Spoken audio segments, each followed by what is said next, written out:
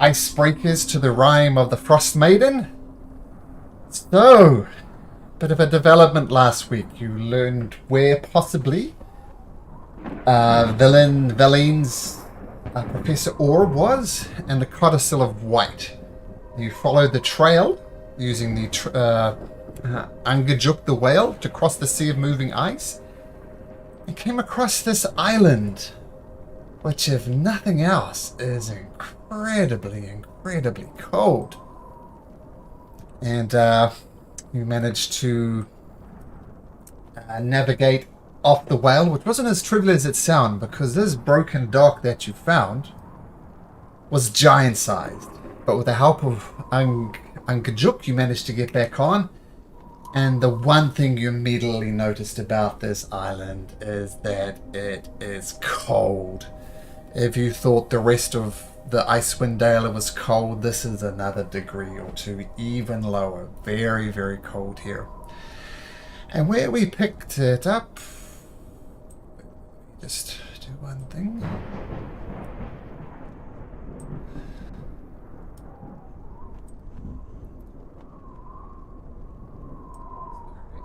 Quite organized. Neither are we, so take your time. Yep, okay, I'm good. So, where we picked it up was as you arrived at this ruined dock, this creature came along and introduced himself to you. I don't think we got to his name, but he says his name is Söpo. This is where we'll pick it up from. I think some of your characters picked up that this was in fact an ice method, which is some type of elemental type creature. Looks as if it was almost made of ice, long jagged teeth, huge wings out the back. It says, "So, my name is Söpo, and I am the guide of this island. Maybe I could be so bold as to be your tour guide and show you all the sights and sounds. No one knows this island better than me."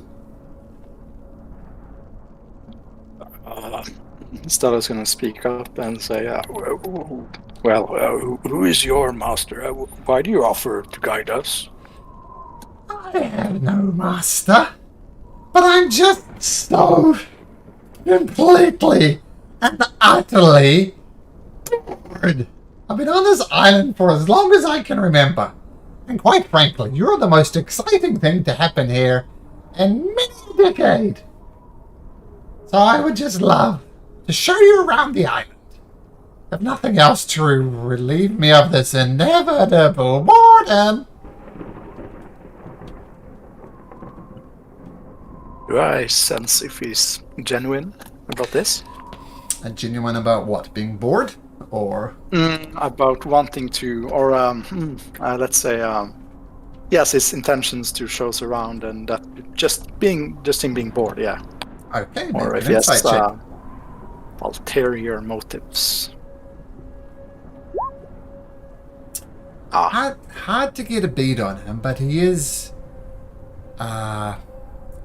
He does appear bored, and when he saw you, you did see some genuine incitement in his eyes. So at the very least, you know he's bored. As for intentions, you don't know. Come on, what have you got to lose? I mean, I can lead you to the shipwrecks that surround the island, just waiting to be looted for their treasure. And I'll give you one for free. The last ship to visit the island crashed off the island's northwest arm, and one survivor managed to pull themselves out of the frigid water and climb to the top of the island, but she died before getting any further. I can show you this and many more wondrous sights. Come on, I'm bored. Could you tell us about any dangers on this island? I mean, what's to see? Are there any important people around? Well, there's the castle of Grimscale, but I never go there. Best to avoid that place, and this is why you're hiring me as a guide. I can tell you the safe places to go and the dangerous places go. But we don't go to Grimscale. No, no, no. For some reason, I suspect that's where we're going. No, no. By No, our no, no. luck. Don't go there. You're fine. Much treasure to be found. Much sights to see. Well, Well, could you also tell us what killed the last shipwreck survivor? Because you just said that she died. You did notice how incredibly cold it was on the island? I mean, she got off the ship, but... Man, this is perfect for me, but I know some of you humanoids don't like the cold as much. She died of the cold.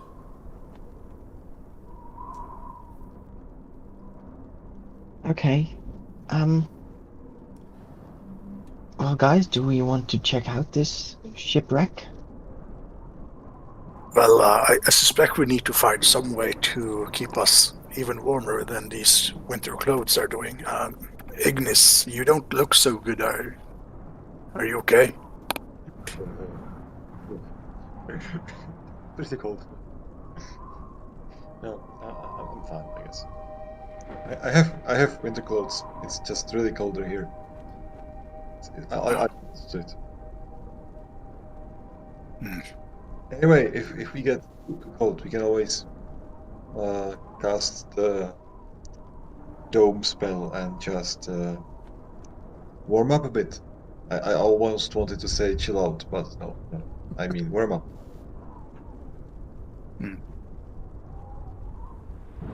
Well, I don't mind. We're quite lost. We don't really know anything on this island, and if this Söpo is wanting to guide us, I don't see. Yes, let him guide us. Whatever. What worse could he do than just like lead us to something dangerous that we would walk into anyway, since we don't know it here at all.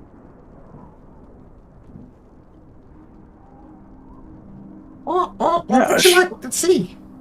Man, I could show you some ice statues. They're pretty cool. They're not that far away. I don't know if you want to visit that person who crashed on the island just recently. That would be interesting. The person. And then the shipwrecks. The person? Well, the ice sculptures are kind of on the way. Would you like to see those first? Ah, that's the tour guide. Okay. Yeah, as long as the entrance fee is not that high, we can go there as well. Yes. Oh, it would be more than enough. And with that, Söpo starts flying in a northwest direction. Do you guys follow? Sure. Yeah. So, cool. Anybody should be able to move this token. They'll drag it along for you. And as... Whoops, actually. Let me just change one quick thing about this map. Oh no, that works. So, Söpo starts leading you along a path of sorts. And so far it's appeared to be useful. He's kind of warning you about little cracks in the ice and don't stand there and don't walk under these icicles. So far, Söpo has been relatively nice. Oh yes.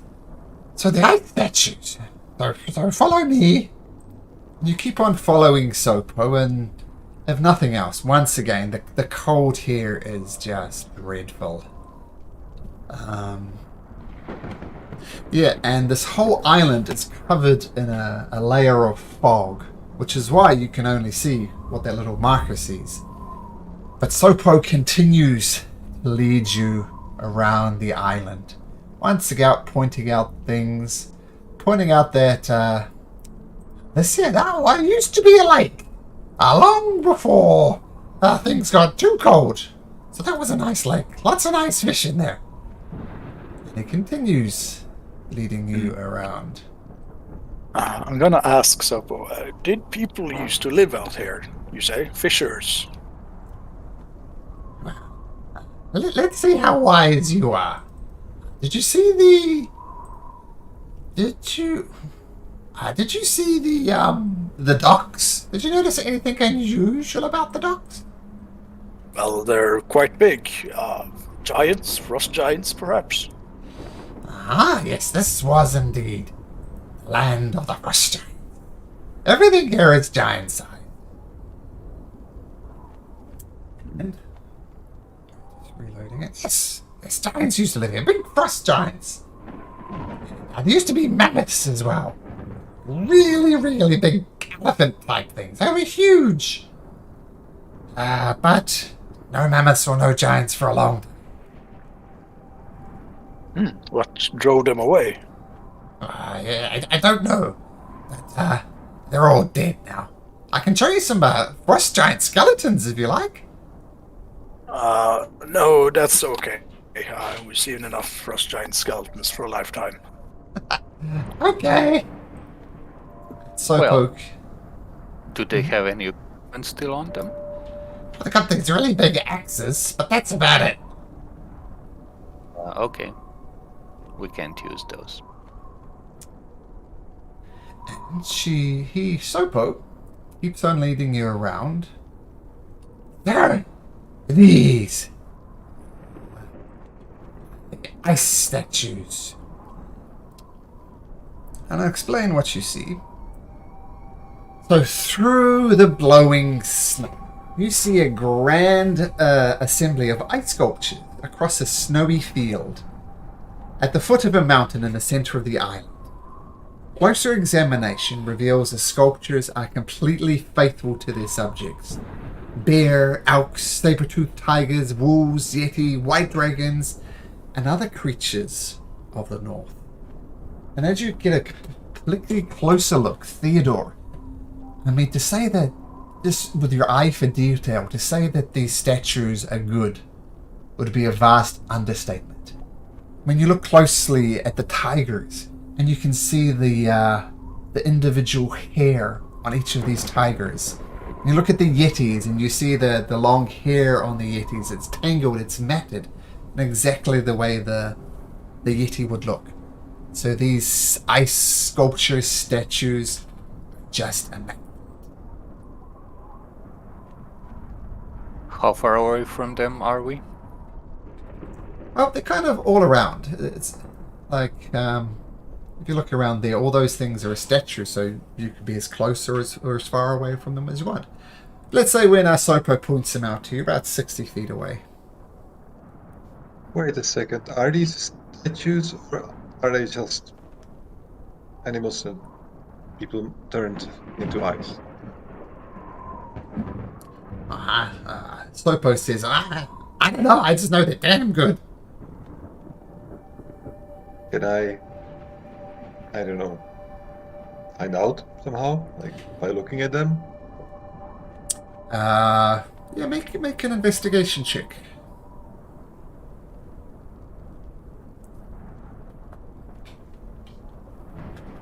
Okay, so I'm going closer to them and looking really close and Okay. trying to distinguish what they are. I'll guide him Okay. when he comes there.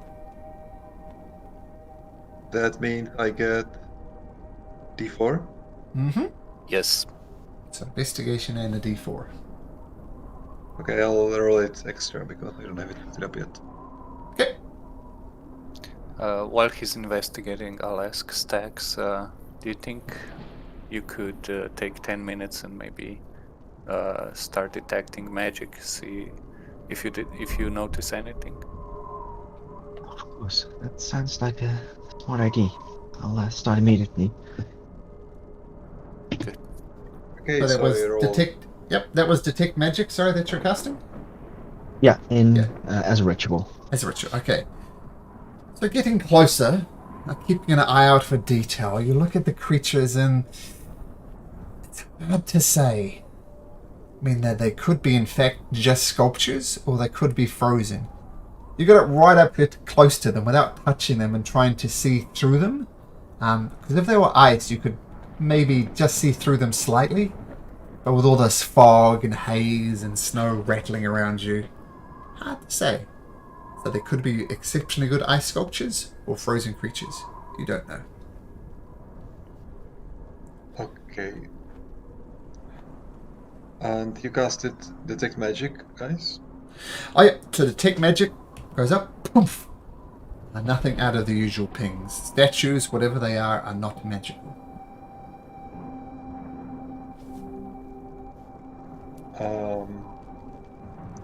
Okay. Do you think it's important? Actually, Söpo- maybe it is. Söpo I don't want says- to become a statue here. The legend of the island, bro, from what I've heard anyway, is if you touch the creature of your choice, you will receive the blessings of the Ice Maiden. The blessings of what? The Ice Maiden! That's probably Oriel. Well, then, she also goes by their real. Like, if you touch the bear ice sculpture, you get the powers of the bear. If you touch the dragon, you get the powers of the dragon. I got one blessing already. Would I add another one? But those are the creatures you see. Do I also... So which creatures exactly? A dragon, bear? Yeah, I listed them all in roll 20 there. Those are the sorry. creatures there.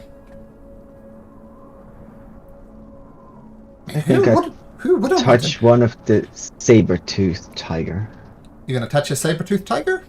Yeah. Okay. You touch the saber-toothed tiger, and it's cold. It feels like ice, which is pretty normal here. But then, as you touch it, right from the center of these ice statues arises a huge 7-foot tall woman, and she's made of snow.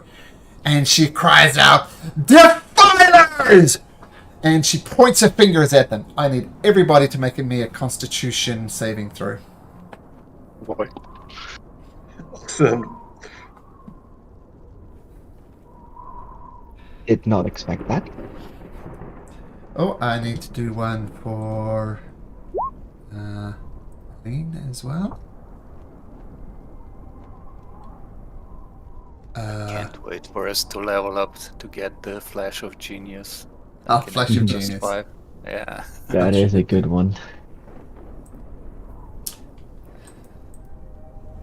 The Constitution saving throw for Berlin. Okay, so let's have a look through these. Oh, Stello, you're fine. Sorry, just to be clear, who has resistance, cold resistance? Stello and Stacks. So Stello and Yeah. Stax, okay. So Theodore and Ignis. Stax and Stello, good rolls. And there's this cold thing just whoosh, erupts from this 7-foot tall woman made of snow. It chills you to your very bone. You don't take any physical damage. But it is so cold now. I need both Theodore and Ignis to make me another Constitution saving throw.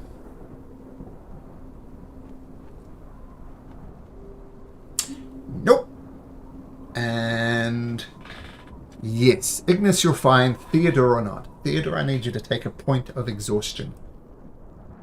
Okay. I will immediately cast Lesser Restoration on myself. Isn't it greater restoration that restores exhaustion? Nope, Lesser. Is it? Seriously? I will. I don't link- think so.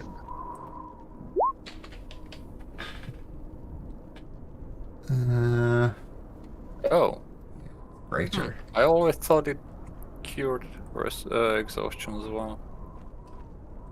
Apparently not. Okay. Yeah, Then, greater restoration specifically says you can reduce the target's exhaustion level, so... Nope. And worse shit, Theodore and Ignis, you are considered vulnerable to cold damage. So, for example, if Okay. something does 3 cold damage to you, you take 6 cold damage. Awesome. Yeah, I had a feeling we shouldn't touch random statues here. And as this 7-foot tall woman cowers to Phyla and this cold energy radiates from her, that you see the snowy woman just kind of just blow away into the snow. Did we get a look on her? Did she look like a giant or something else entirely? A 7-foot tall, not really giant-sized, but not really human-sized either. I've never met a 7-foot tall person myself. But a Goliath could be. Yeah, could have been. Yep. The only thing you can say for certain that it was female in form and that it was 7 foot tall. At this point, I turn to Söpo.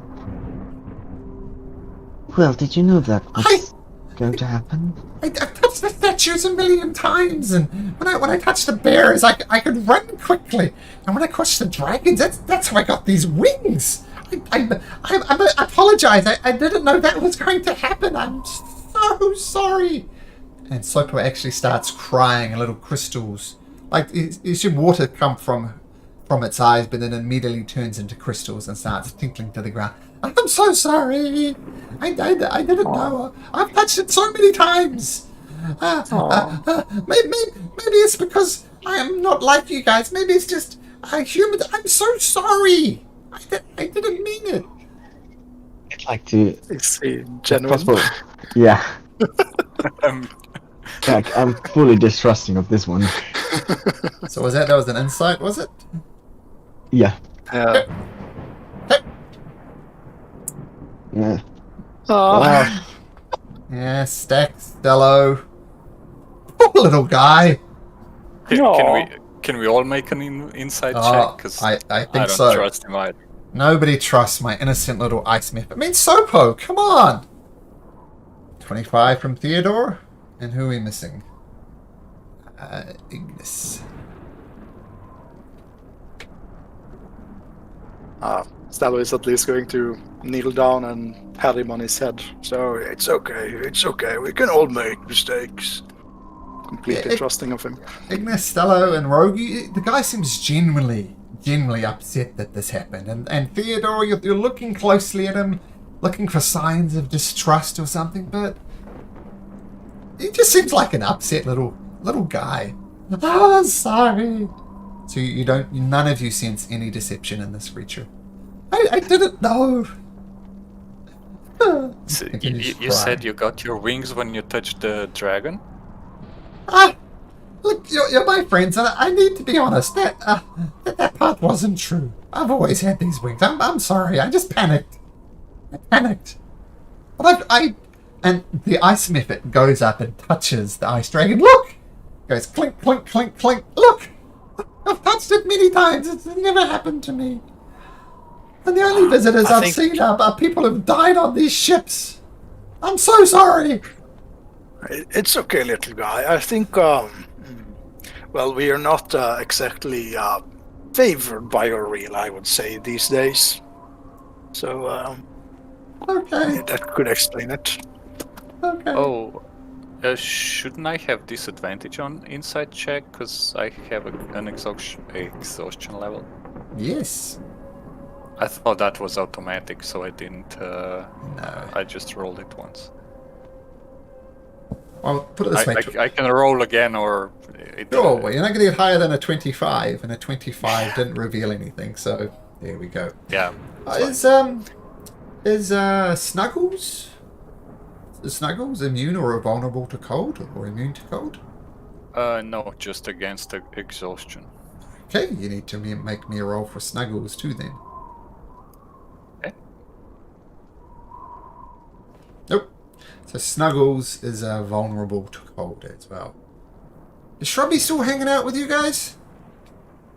Yeah, I think we took him with us. Constitution save for Shrubby. Let's see, stats on. I think Shrubby would actually get advantage because Shrubby's used to standing in cold trees, but even with the advantage. So Shrubby, Nuggles, who was it? Ignis, Theodore. are all vulnerable to cold.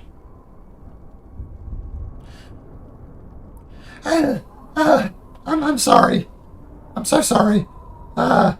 Where would you like to go now? Would you like to investigate that shipwreck up at the other end of the island?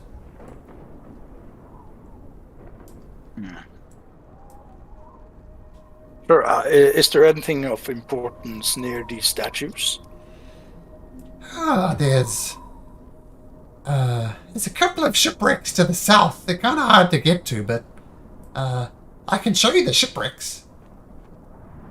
Or we could just look at them from the shore. Sure. Let me take you over to one. That's heading down this way. And you can... I'll just move you out here into the waters even though you're not. See over there? See the shipwrecks? I'll be honest, I don't know what's on the shipwrecks, but you're more than welcome to have a look. Still, possibly it might kill us, but it didn't kill him, right? So he'll be sorry. I don't know. I've never been to the shipwrecks. I don't know what's on there. At least there's that. All right, so yes, let's be really careful.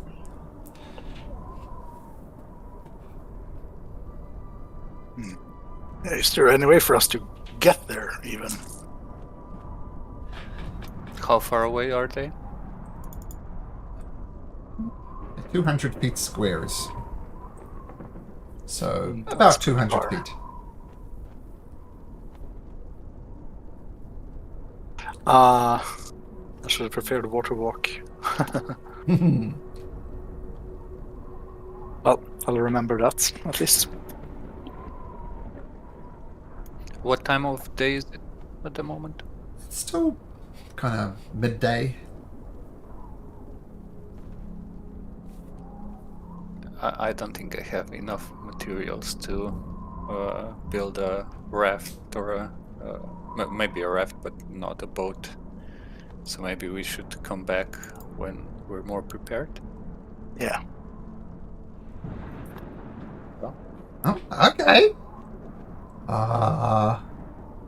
There are some other ships a bit closer to the shores. And there's one to the south of you, but that's even worse than this one. So, yeah. There's one on the west. There's a couple on the western arm that are a lot closer to the shore. Would you like to head over that way? Sure. Okay, and Söpo continues to fly, and Söpo continues to point out hazards on the island. Like, there's a very sparse number of trees around the island, and they're dripping with icicles. Oh God, don't walk under the trees! Don't walk under the trees! Pointing out little crevices that you could fall down. And he says, "Oh, we went down this arm of the island. There'd be a ship, but it's kind of in the middle of the ocean. It's too far. We'll just leave that one." And it continues leading you along, and those who are vulnerable to cold, no effects, but the rest of you look at them and their faces are almost turning blue, and despite their winter clothes and everything, he says, I'll just show you this one down here. Boots down there. Just off there is another ship. I'm guessing that's too far away, though? Yes, any ship that's out in the water is a bit too far. I mean, I think we're going to die within minutes if we get into this water. Well, that's probably true. And treasure. By the way, as we're walking, Stax would probably try to keep an eye out just to make sure that they're not being, there's nothing else on this island moving. So make me a perception check at disadvantage, just to the type of the snow, the condition. So perception at disadvantage.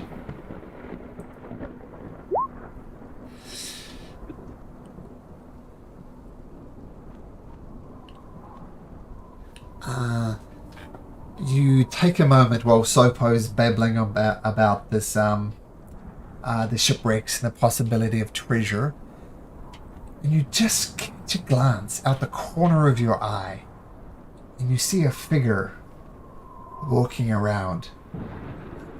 It's huge.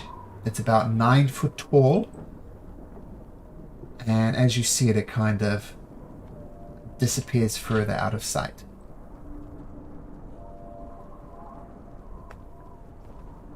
Okay.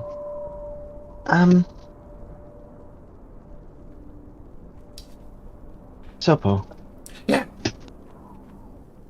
do you know if there are any creatures on this island about 9 feet tall?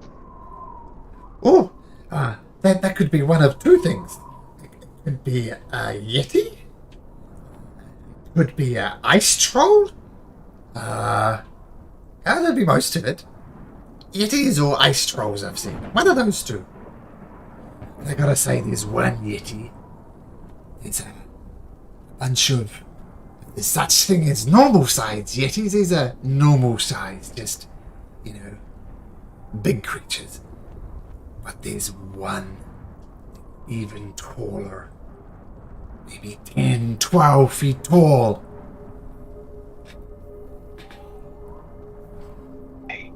Yes, guys, I just saw one of something. I'm not sure. He was a bit far behind. Lost him out of sight, but could either be just a casual passing by or stalking us.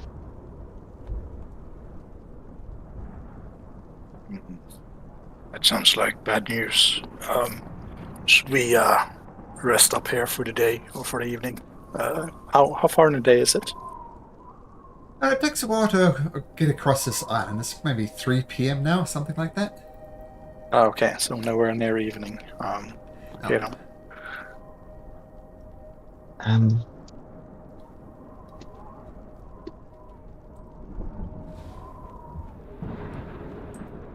Just to make sure, it would be an idea if we just quickly put up the dome. It only takes 10 minutes, I believe. I see if we're being stalked or if it was just a random encounter.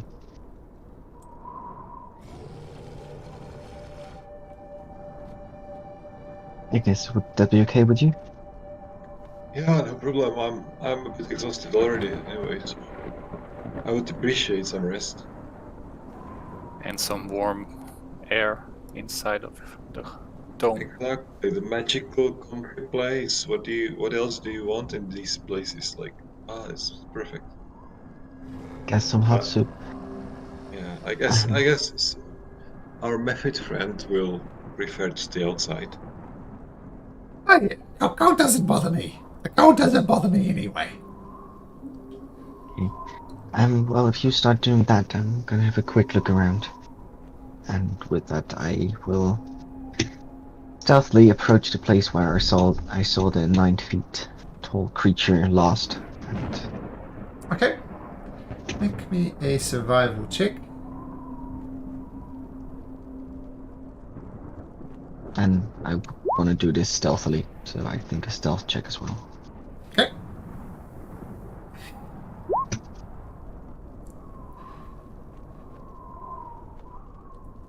Your stealth check would actually be at advantage. It's quite easy to hide in these conditions. Let's roll again for your stealth. Okay. Here we go. Hey, look around. So the rest of you are thing up the dome and resting? Mm-hmm. What are you doing? Are you just taking a short rest for now, or what's the plan? For now, a short one, but we'll see if anything shows up on the horizon, I guess. If Yeah. any creatures. I think Okay. it mostly depends on what I find. I'll try to create good berries and make good berry soup or something. Okay, so the rest of you hunker down in the dome. I think with that survival check, you do notice footprints of that creature that you saw. It's heading further northwards into the island. Do you follow it, Stax?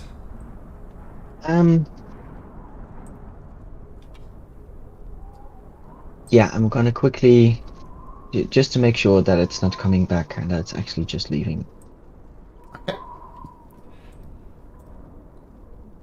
And yeah, if possible, if I catch up to it or get it in my vision, I want to check out what it is, but stay at a distance.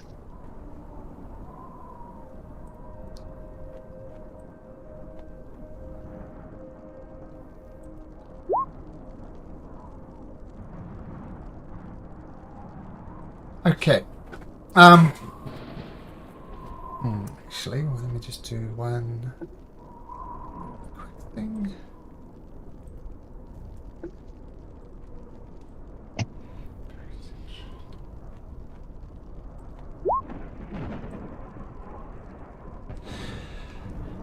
Okay, off in the distance, about 100 feet north of the camp, you see this massive creature. And now that you got a closer look at it, it's definitely a yeti. It's not an ice giant. And it's kind of got its back up against the snowbank, trying to hide. But you do see it. It doesn't appear to see you.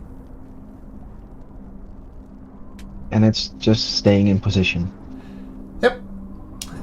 It looks like it's trying to hide, but its massive form has kind of got its like horns and stuff just peeking over the top of this snowbank. So it's trying to hide, it seems. But you see it. It doesn't appear to see you. Okay, and it also appears that it's hiding from our group. Yep. It looks as if it's Something actively else. hiding, but Dex's eyes are better than that, and you do spot it. Okay. In comparison to the yetis that we've encountered before, is this the big bad one that our ice method talked about? It's bigger than the ones you saw on Calvin's cairn all those sessions ago. Much bigger. Okay. I'm gonna head back to the rest of the group. Okay. Okay. So guys, we are being hunted.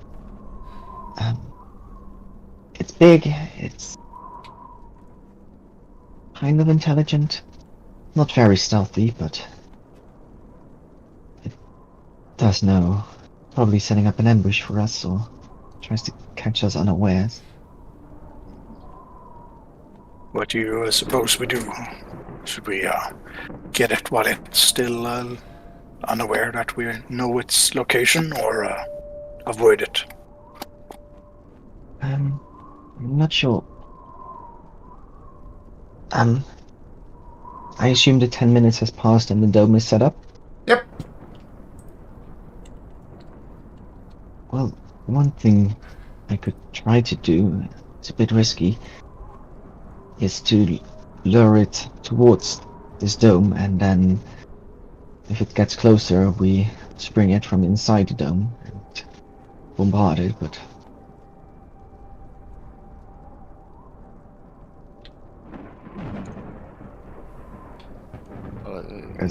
It is risky too. I mean, that creature is used to this cold weather and might True. be faster than you. Well, I'm quite fast on my feet. I've not seen many creatures run faster than me. And if I take my first shot at a distance, I get a bit of a head start, but true. It was about 200 feet north, right? Yes. It's a distance I should be able to cover in about 12 seconds. I mean, if you wish, it would be safest for the rest of us. You can also join us in the dome after you. Yes. I also don't think that, especially you and Ignis, what happened with the statues, I don't think you should be anywhere close to that jetty.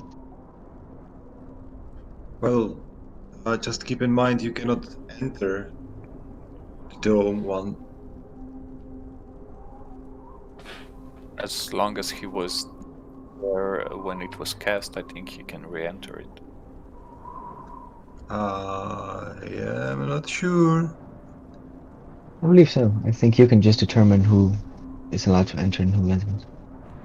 Only the caster can't leave, or if he leaves, the dome disappears.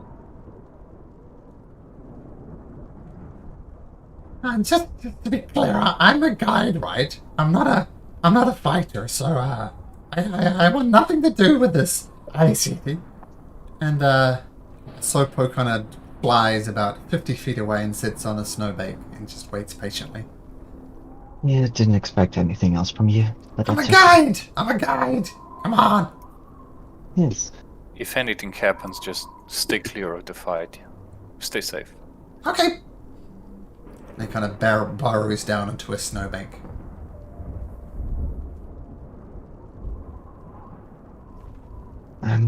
So, is that the plan? I guess. Should I give you any protection, like Shield of Fate, or like maybe? Well, I wouldn't give you sanctuaries. If you shoot at it, it'll go away. So Shield Well, of Fate could be useful. possibly. I think I'd rather have some guidance just to make sure that he doesn't see me. But I can do that myself as well. Just Yeah. whatever you think is best. I'll cast Shield of Fate on it. You have about 10 minutes before this wears out, so It should be plenty. I'm gonna cast guidance on myself, Mm-hmm. and then I'm gonna head off again, stealthily. Okay. Make me another stealth check. Advantage.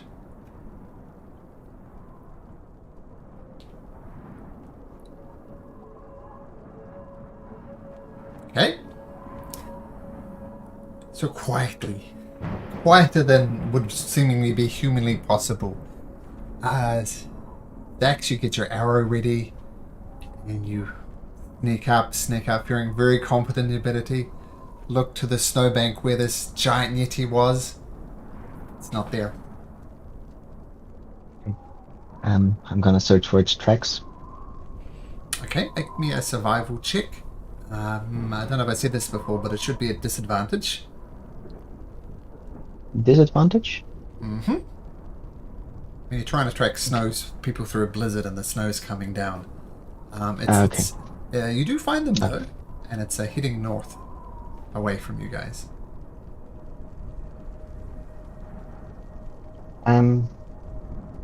Okay, I'll track it for a bit. Okay, you track it for a bit. Second.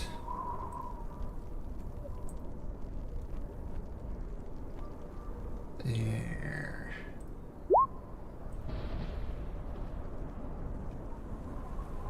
Okay, the tracks continue to go north.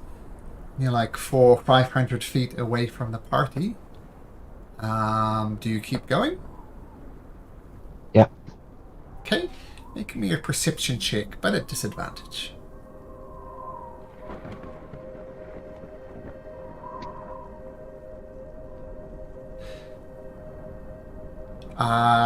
So you continue following it. You're like 600-700 feet away from the party, and once again you spot this creature hiding. But you do spot it once again. How far away am I now? 600-700 feet. And from the Yeti as well. Or Oh, let's say you're about 100 feet away from the Yeti. okay. How far can I see through this snow and blizzard? Do you have that? I have that dark vision. Out to how far? 300 feet. Okay, it's really, I'm going to retroact it, and you're more like 60 feet away from when you spotted.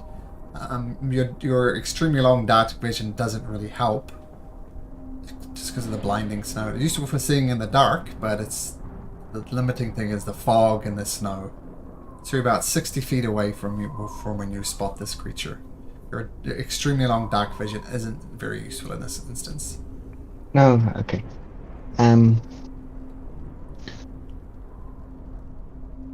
I assume all my shots will be at disadvantage in Yes, this they will. blizzard.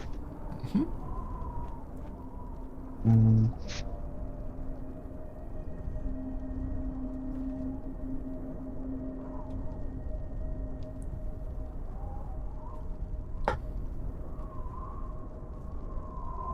So I'm just quickly looking something up. Would my pistol shot be also at disadvantage? Any ranged attacks will be at disadvantage. But it's lasers. But okay.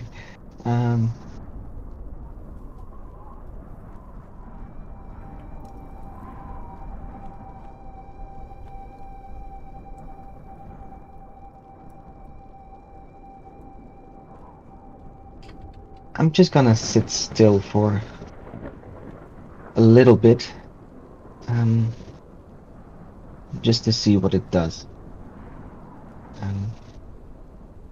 Probably gonna head out to 80 or 90 feet, so it's just a fake silhouette in the snow. That's still possible. How long do you want to wait for? 10 minutes go by, it hasn't moved. 20 minutes go by, it hasn't moved. 30 minutes go by, it hasn't moved. And let's switch back to the base camp. What are the rest of you guys doing? Just chilling? Eating soup Eating and soup? keeping a lookout. Okay. Worrying about the fact that Stax has been out there too long. Yeah, it's been 30-40 minutes now. Do you just wait for Stax? Yeah, go look for her. We could send Söpo to look for her. He wouldn't mind going, probably. Do you approach No, Söpo? So You don't want to get into a fight, remember? So I know, but he's the only one who doesn't mind about the cold. And we're not going anywhere if he wants to return to us. I'll call out to him. Söpo, Söpo. No response.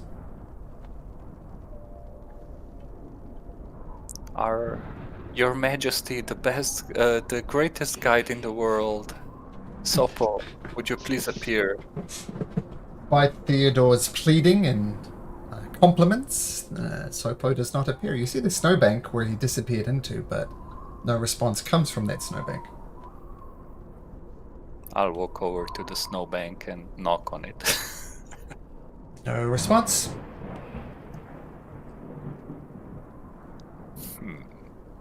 I'll return to the warm dome. Okay. He's kind of enjoying a snow bath, I guess. Oh. No response from him. Mm. Should we go look for Stax? Yeah, I'm quite worried. The Yeti was only a few hundred feet away.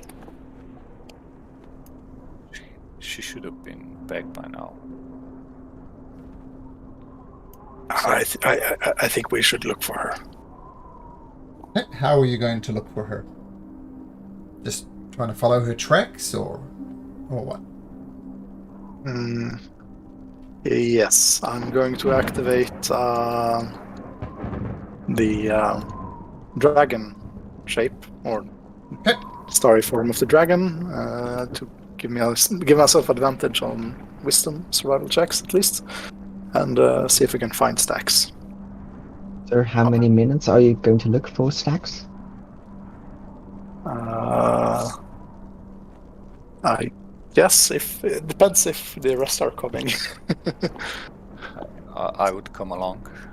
And Eh? by the way, Stacks doesn't have a Shield of Fate anymore because it only lasted 10 minutes. Yeah, I know. So if you have advantage on your wisdom checks, then it's going to be a straight survival check. Okay.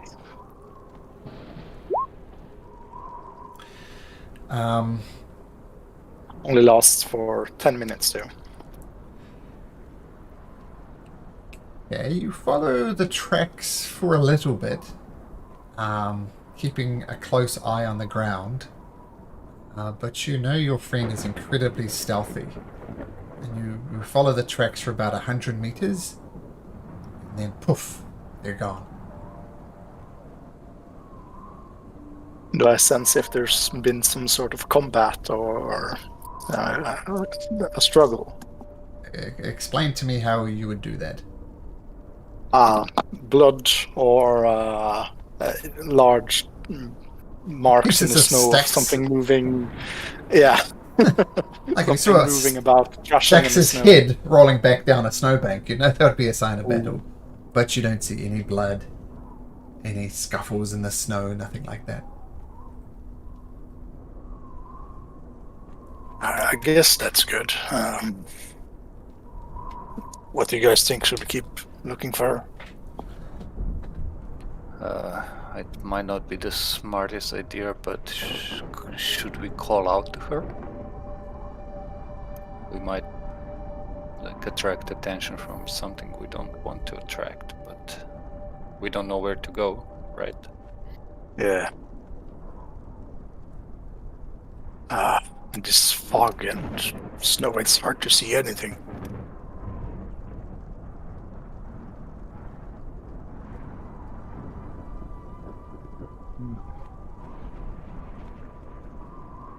Well, do you want to keep tracking her?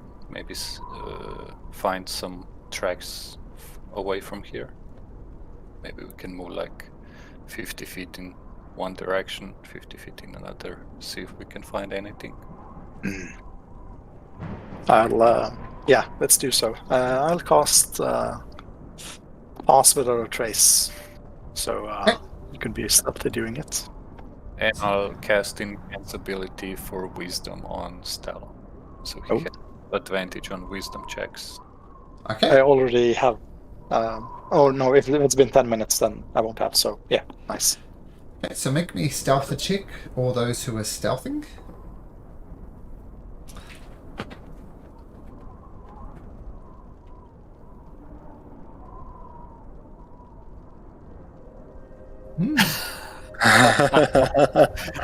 Natural 1 and a natural 20. Okay. So 23 and an 11. Okay. 24. So the dome's down? I guess it would be. Right? Who Did cast it? Ignis stay behind? Oh, sorry. Well, Ignis is stealthing, so I assume Ignis does not. Yeah, he came with us. She came with us, and the dome disappeared when she left. Yeah. The villain kind of Good reason. grumbles and stumbles out after you. Let me...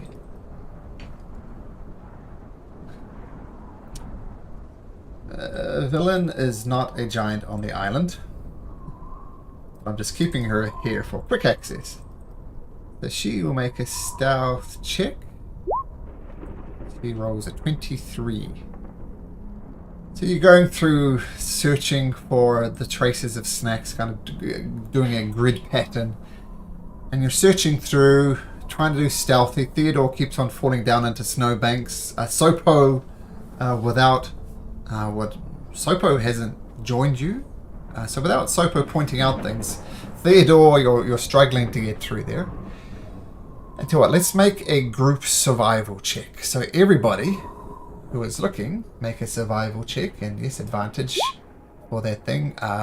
Villain was a natural 1. So advantage or straight for survival for me? Us straight. Straight. Okay. Everybody else disadvantage, but straight for Stello.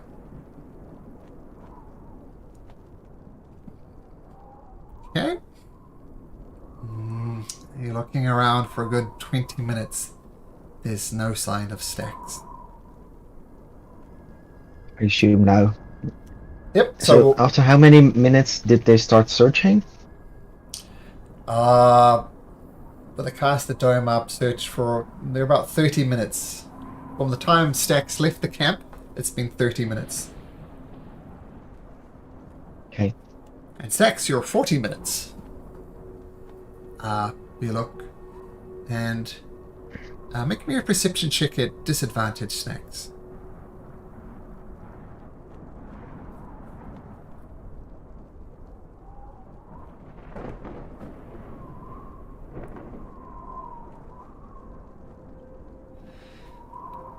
You do notice that this Yeti has left its hiding place and is starting to head in a northeast direction, i.e. towards the center of the island. Okay. If I see it leave, I'm gonna turn back to the camp. To my friends, at least where I assume they are. Okay. So, you head back down. Make me a survival check at disadvantage, Stacks.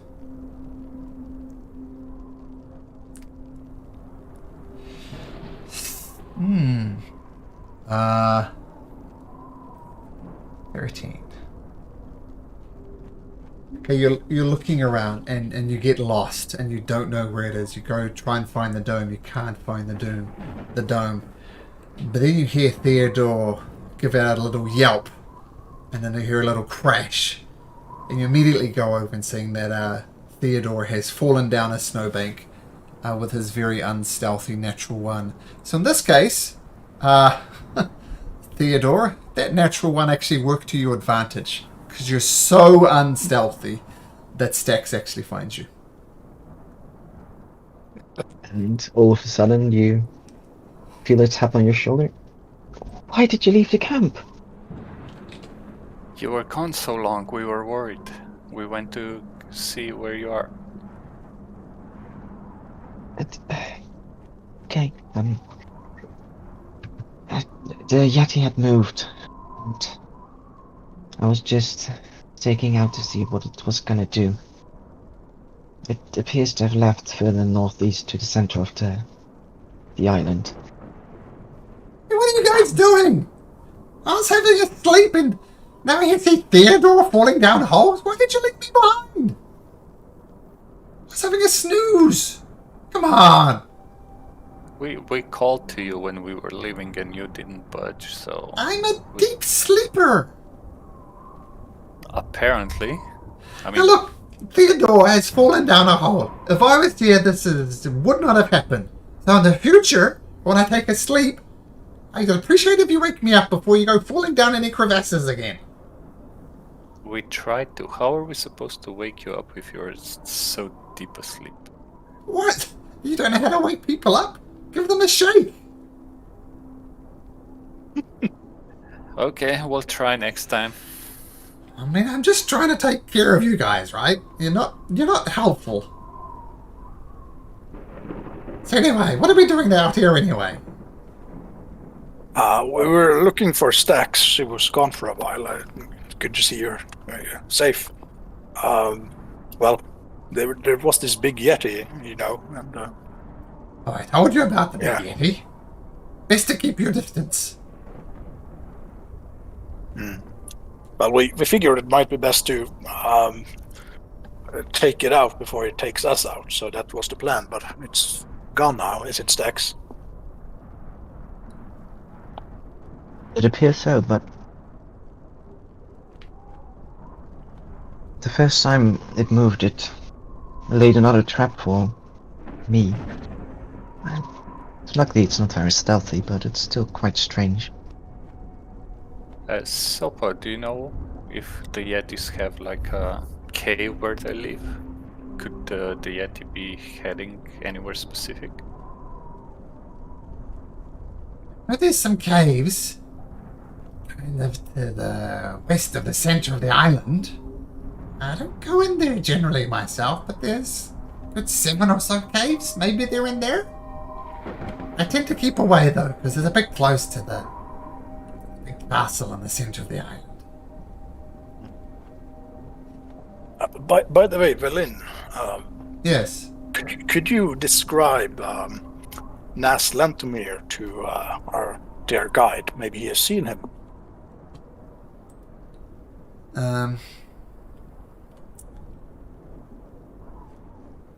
Well, she says, Ness Lantimir, let's see. Well, he's a wizard, so he'll be dressed in wizardly robes. There is there's a familiar that's a weasel. Oh, weasel! Yeah, I saw a weasel. There was a weasel that was still alive too. Up in the northwest of the island. Yeah, there was a weasel. And Valen says, well, if he saw the weasel, then Nass surely cannot be far behind. Well, I'm sorry, maybe dead up there. You did see you say a dead body. It could be Naz Lantimir. But I definitely... And Söpo says, yes, a weasel. Weasel, dead person. Valen says, well, that must be Ness.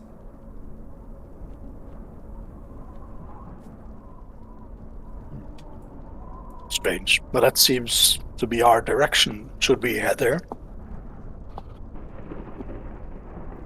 Sure. Söpo, would you take us there? Of course. It's quite a trick. I don't know if you want to check out some shipwrecks on the way. If they're Sure. close by, sure. Let's go the sightseeing route. Okay. We should use what few hours we have left of what passes for daylight here, I guess. So you head north, pushing through the fog once again. And to the west of you, east of you see some more ice statues. And Söpo says, whatever you do, don't touch the ice statues. You got it? Yeah, Are the statues of the same animals that we saw before? Mm-hmm. And you get a close look, and they're equally exquisitely carved. And same type of thing, dragons, those ones I listed before. I so wanna touch one.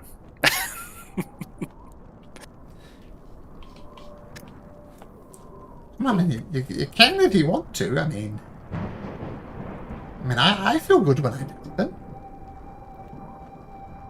I think you'll be fine. No harm done. Why don't you touch one? Well, maybe some other day when I'm not so exhausted.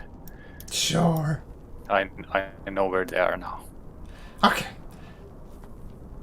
So you go for a quick tour. Whoops. A quick tour around the ice garden. You see all the statues, careful not to touch them. They're just this way!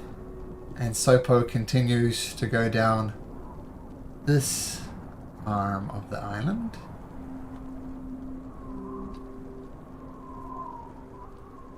And you see a shipwreck over there. Two things, by the way. Can everybody adjust the name of their display name in Roll20 to include their passive perception? Like something like this. You see that the DM's name has changed. I don't think you can just put your character's name now. I think we all know everybody's name. It just looks very messy. So, for example, it could just be Stello, PP, whatever his passive perception is.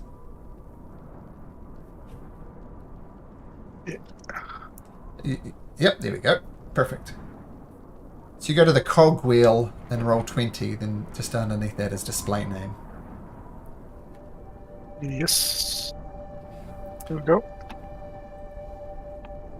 Perfect, just Ignis. And of course the DM has a really good passive perception, so... Like, Okay, perfect. So, look, that's just useful.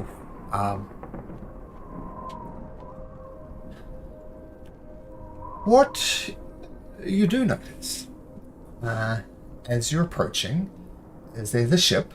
It's kind of crashed up against the shoreline, and you notice some figures up ahead.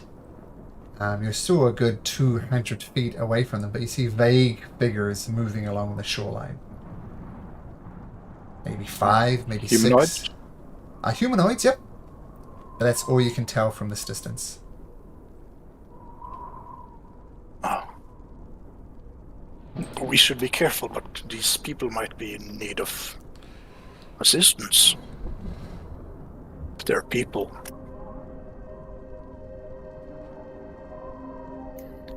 should we try and approach them quietly? Make out a few more details. Oh, we do have a spyglass, don't we? Oh yeah. I think Stax has it at the moment. Stax, would you maybe use your spyglass, see if you can make out some details on this group? Yeah, sure. Straight perception check. Advantage for the spyglass, disadvantage for the weather. I'm gonna guide myself. Ask for Okay. some guidance. So say a little prayer. 17. You do get a bead on... They're definitely all humanoids, with arms, legs, all that type of stuff. You do see 2 piles of rocks, and 2 of the figures are just moving back and forth between these rocks. You can't see what they're doing. And you see another 5 creatures, some of them shorter than the other ones. So there's 2, say, adult-sized humanoids moving between these piles of rocks. And 5 other humanoids, 2 of which are much shorter. They could be halflings, they could be dwarves, they could be children. You don't know.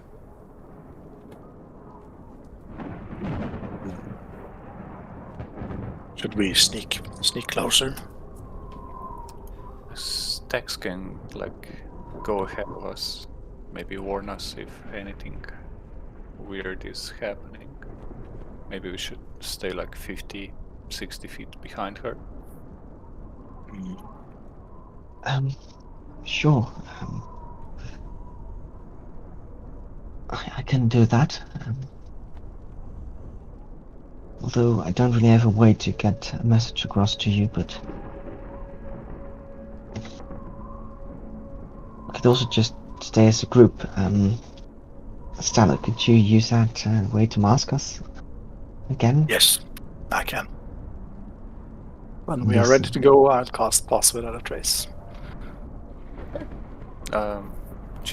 Since we can't go far away from Stella, maybe we should go Stax first, Stella 25-30 feet behind her, and then the rest of us 25-30 feet behind Stella. That way we're all encompassed in your spell. So Stax is at the extreme range to the west, everybody else is at the extreme range to the east. Right? Yeah. So go Stax, Stello, everybody else. Velen rolls a 20, so she's 30, so she's practically invisible. Stax, well, Stax just showing off now. 35, 33. It was a fairly average roll. 15. Snuggles 13. Shrubby. Let's see. It's just a sec. The worst was 15. Oh, by the way, you said before that in this blizzard you had advantage on Oh, spells, or... yes I did. Yes I did. So let's say the worst, the worst is It's 23, even without the advantage with Snuggles. I think it's still Theodore with 15. Oh, still that is good enough. Pass Without a Trace is an excellent spell. And you get closer. And you noticed several things. Dax, you get a bead on this first. You see two adults, firstly. Adult humans. Are dressed in cold weather clothing. And you watch from a distance and you see one of these adults pick up a piece of rock, walk about 50, 60 feet, place the rock in the other pile, and go back to the other rocks, and constantly shuffling rocks between these two piles. And there's two of them doing this. A female and a male. And as you get closer still, you can see there's a 3-old woman and 2 children. One of the children appears to be doing something to one of these women's feet, and the other child is behind one of the other women, appears to be like combing or plaiting her hair or something like that. And you particularly notice this, Stax, but the people walking back and forth between the rocks, you just get a glance at their face, and it's just covered in blackness. Like, you can tell they're normally dark-skinned people, but they've got dark, black, almost Ascidian marks on their face. And you've seen this in and around the 10 towns. These people's faces have been severely bitten by frostbite. And as you look closer, one of them's actually missing a nose as well. You assume that they've lost their nose to the frostbite. And you look at the children. And the children are in winter clothes, but they don't appear to be frostbitten at all. That's what you see. Okay.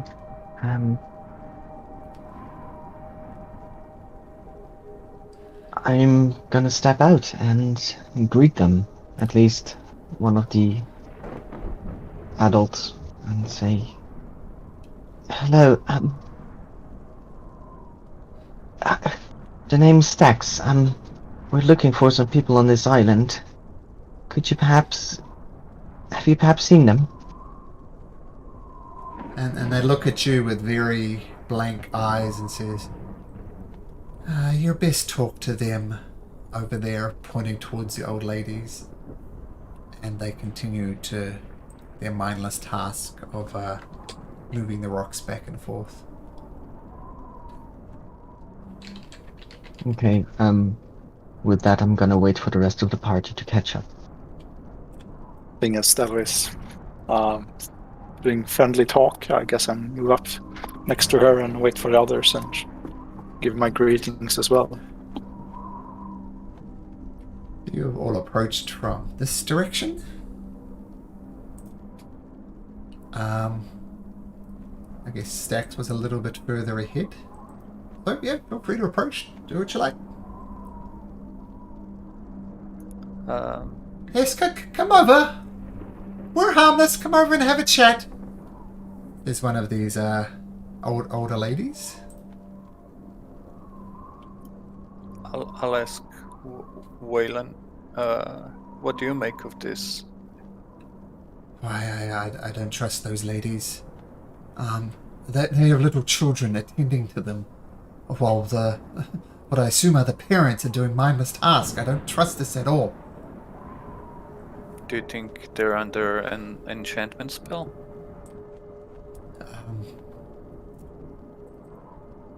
Let me. I think. Allow me to cast detect magic. I'm not going to take time. I'm just going to cast it. And she approaches. She says, "Whatever is up with the parents, at least there is no magical enchantment on them. There's some type of enchantment on the children, though. I'm not sure what it is. Some type of protection magic." Come over. Hello. Hello. Are you? My name is Stalo. I can What? see you are in. What? My name is. Come over here. Come over. My ears are old. You need to be a lot closer. I know the What? feeling. What? Come sit Step down. closer. Come Are sit you down. hungry? Are you hungry, venerate old people? Oh, Stalo, Of course. don't rush. of course. Where's Ignis? Ignis is way far behind. Let's I'm come. going to cast Mhm. good berry and just hand out some good berries to the people, to the adults and to the children and to the old women. I'm gonna cast Bless at level 2 on the 4 characters that are there. So if Ignis isn't there, I'll cast it on Wayland. Well, where is Ignis? Is Ignis holding back? I didn't see anything, so yeah, I don't see anything actually. I tried to reload, but I don't see. Oh, you might have a lot. Actually, I have. That will probably be better. But I can see. You can see? Okay, there we go. I can see now. Okay, so who's blessing? Theodore, Stello, Stax, and Ignis? Yeah, Ignis, if he's close enough. Okay, keep in mind, bless only lasts for a minute.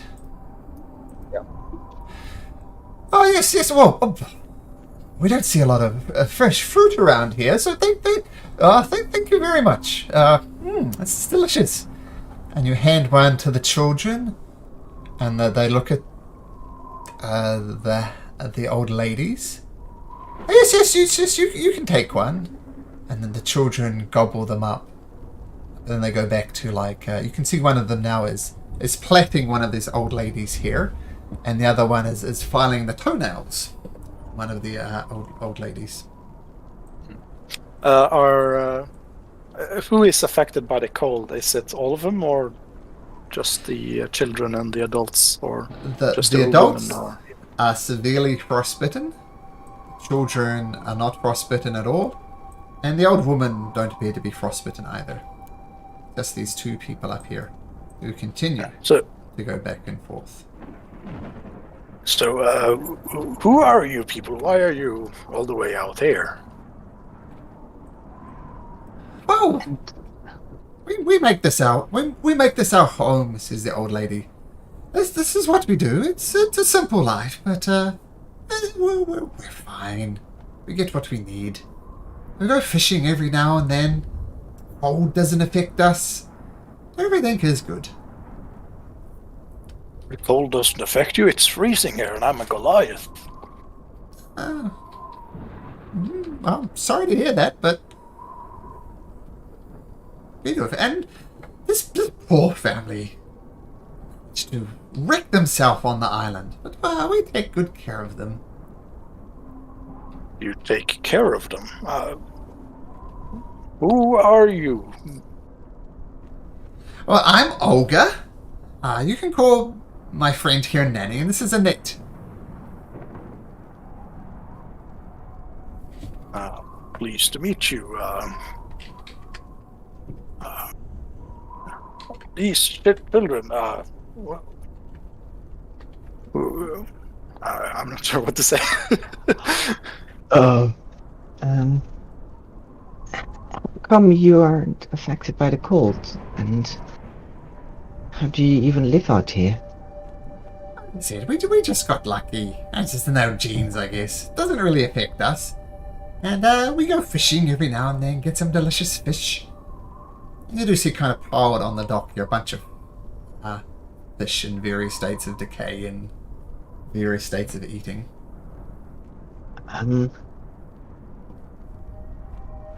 What do these old ladies remind Stax of the old lady in the cave near the cauldron? First of all, Theodore, no magics on any of the old ladies. Does it remind you of No. I mean, the one in the lady with the cauldron was very icy almost. These ones, yeah, they got bits of seaweed on them that they quickly brush off as you approach. They look as if they're more of the ocean. They're not affected by the cold. The children continue to fire and continue to plait their hair. We have a way off the island. We can take these with us. They don't seem to be in good shape. The adults, at least. For the first time, one of the adults piped up and says, No, this is okay. We are fine. Just leave us be. It's fine. They pick up another rock and move it to the other pile. Can I make a medicine check to see how long they've been piling up rocks to get that kind of fight? Sure, make a medicine check. At disadvantage, I believe. Yes. I mean, they're severely frostbitten. As I said, one of them is missing a nose. It's hard to put a guess on how long they've been there because it's so damn cold. I mean, if you're out here exposed without any winter gear or any protection whatsoever, that frostbite would kick in pretty quickly. Hard to say. But they continue to move rocks. The kids continue to file and plait here. What are these adults doing? Moving rocks?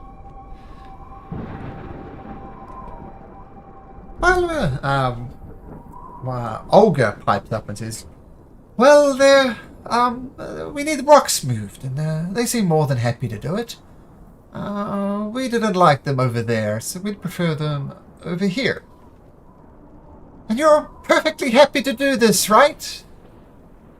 And the female figure, the one without a nose, says, Yes, this is fine. It is a simple task and keeps us occupied. And back and forth they go. Do the adults, when I said they were completely fine, do they sound scared? Make an insight check.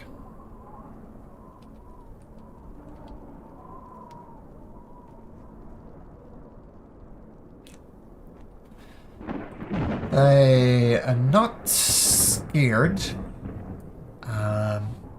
but they are obviously a little down in the dumps.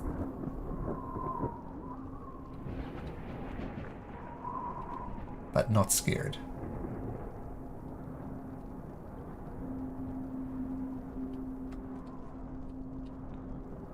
Is there something we can help you with, Olga? Maybe you'd like to help them move some rocks? I knew this was coming. Come on, guys, if they like moving rocks, we can just leave. I mean, Yeah, I'm and not doing anything. And the father says, Yes, just go. It's okay.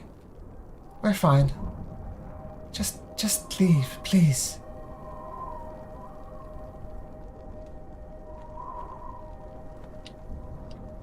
Have you perhaps seen, if this is going to sound strange, a weasel around, or any new shipwrecks coming in?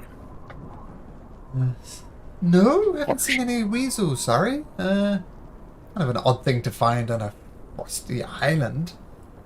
No. No weasels. I'm going to move back to Stacks and just whisper, what do you make of this? This is something strange. I'm not sure I like it.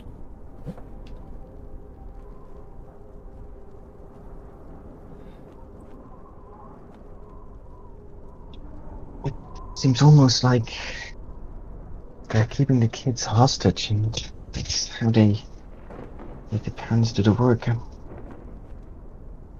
What are you guys whispering about over there? Come talk over here. No secrets here. I feel like you're keeping secrets from us. No secrets. Oh, what do you want? What do you want to know? Well, you I'm going truly to. are. I'm sorry. Like, three old ladies wouldn't normally be able to survive these circumstances, and these kids not being frostbitten, and these parents just carrying rocks like they don't care. Something unnatural is going on here, and you know it. We're just trying to figure out what it is. Well, look, let's check with them. You two, I forget your names. What? You're happy moving rocks, right? And they say, oh, yes, of course. And they almost go a little bit quicker. Move rocks over here. Now, what about you children? You like filing my toes, my toenails, right? And the child doesn't say anything. It could be that the child is naturally shy or doesn't want to say anything. And you, dear, you love plaiting my hair, don't you? And you hear a very faint, yes, ma'am. I Yeah, get a I'm happy. reading on They're happy? the children. Sure. An insight check. They're definitely children. Yeah, hard to say. I believe that they're gonna say yes to anything you ask them. The reason is why. Because I don't think it's because they enjoy being in this freezing cold, doing these things for you. Bliss fades. Definitely been more than a minute. Well, I don't know what to tell you. I'm happy. They're happy. You've come in and questioned all our motives. That's quite rude of you, you know. Well, you're quite strange. No old women like my friend here said would survive these conditions without something helping them, or not being what they seem. Well, we're just lucky, I guess. That's bullshit. I'm going to cast spell magic on one of the children. Okay, you did cast the spell magic on the child. Yes. Range. Okay. You touch it. As soon as I see him casting, I'll cast Bless again on all four of us. Okay, so boom, it goes up again. You cast a spell magic on the child, and the child, yes. and the child gets visibly upset by this, and tries to start filing the nails of the hag, the lady again, and what do you do that for? And you see the child fall onto the ground and start shouting, it's so cold, man, it's so cold, no. It's okay, my dear. And she picks up the child in its arm and starts stroking the child, sort of from head to toe. What did you do that for? You could be questioning my methods, and you did something to this child, and now it's cold and freezing. It's okay, my dear. He continues to stroke, and the child stops shaking and goes back to filing the old woman's nails again. What on earth would you do that for? Cast a spell on a child. You question our motives. You cast a spell on a child. Yes, I was thinking, or I suspect, that you are keeping these people not against their will, but because it's their only means of survival. I'm protecting them. We are protecting these children until you came along and messed it all up. You literally exposed a child to extreme cold with your evil magic. And only I, with my loving touch, can protect them from the cold. And villain says, oh, well, whatever you did, the protection magic faded from that child. Now the magic is back on the child, protected from the cold, it seems. And whatever these old ladies are doing to protect themselves from their cold, it is not magic.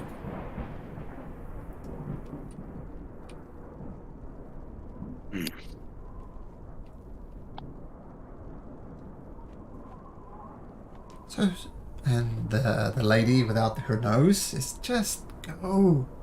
You've already endangered our child. Please leave. If we do nothing, then you will die in a matter of, I don't know, soon at least. You are already frostbitten. You've lost your nose. This is not okay. Don't you want to save your children? What do you think we're doing? You're dooming them to something of enslavement by these old women. The lady goes quiet. Doesn't respond. Look, we all do strange things to protect our children, but this is not protecting them. They are safe, are they not?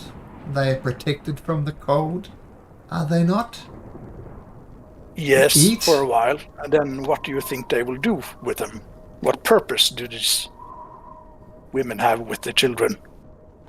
They feed them, they keep them safe. For what purpose? And she goes quiet. Would Stallone know of tales of, like we met this hag in the cave, of tales of like what they would do to children, perhaps? History check. Okie. Not my best, but oh. If these are indeed creatures, like the one you met in the cave at the cauldron, you know that they... there are stories of them eating children. That is true. But there's also a story of them striking out some incredibly unfair deals. That people make a deal, and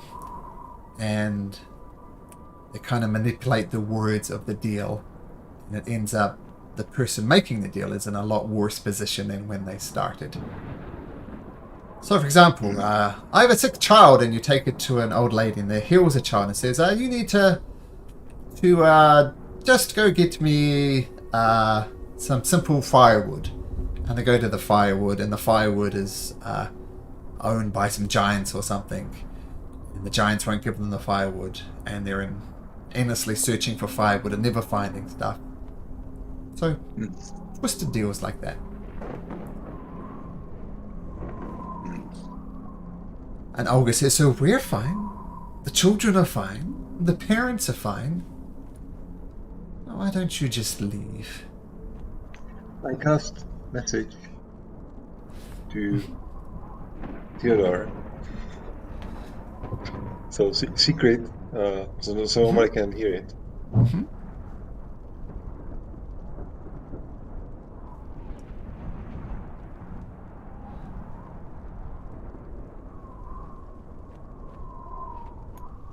What message? Are you whispering in the... Yeah, I'm trying to whisper it, right? You could just Okay. jump into the other voice channel if you like, if that's easier. Both of you Okay, can jump over there. right. Yeah. I promise not to. I won't be able to hear you. Hiding messages from the DM. I don't know about this.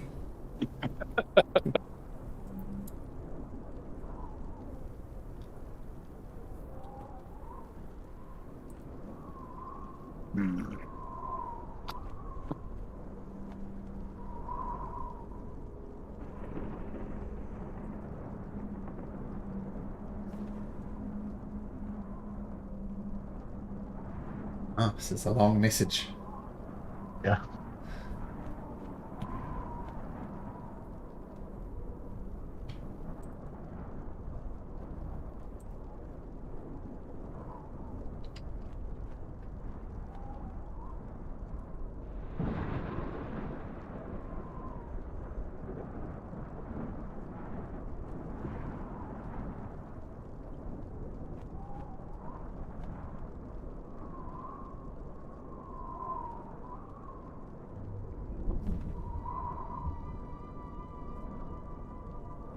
Okay, I go forward Mm-hmm.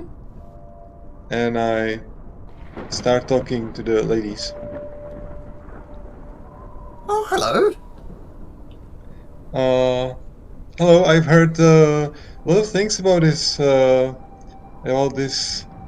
island. Have you been around here for a while? Do you know some of the history as well?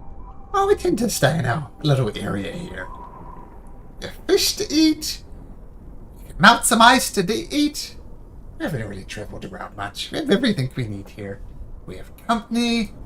Our rocks get moved. We have these lovely children to file our nails and play our hair. Exactly, very very interesting. I'm very interested in the rock. Those look nice. Like yeah, out of character.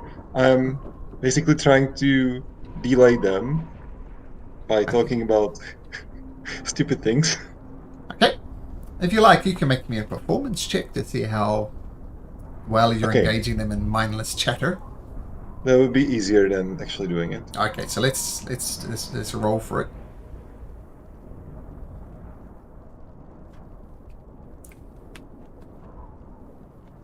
So performance. Mm-hmm. And I would be great if I didn't have exhaustion. Mm-hmm. Mm. Okay.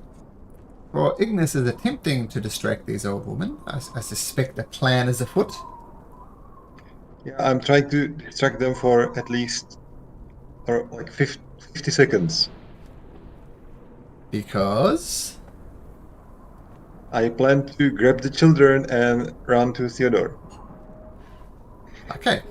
Who is casting Tiny Hut for a minute with his chewing charm? A minute. Hi, you need to stop casting spells. No spells allowed here, sorry. I'm gonna look at Theodore doing something else. He's just making a bonfire. No spells. It's fine.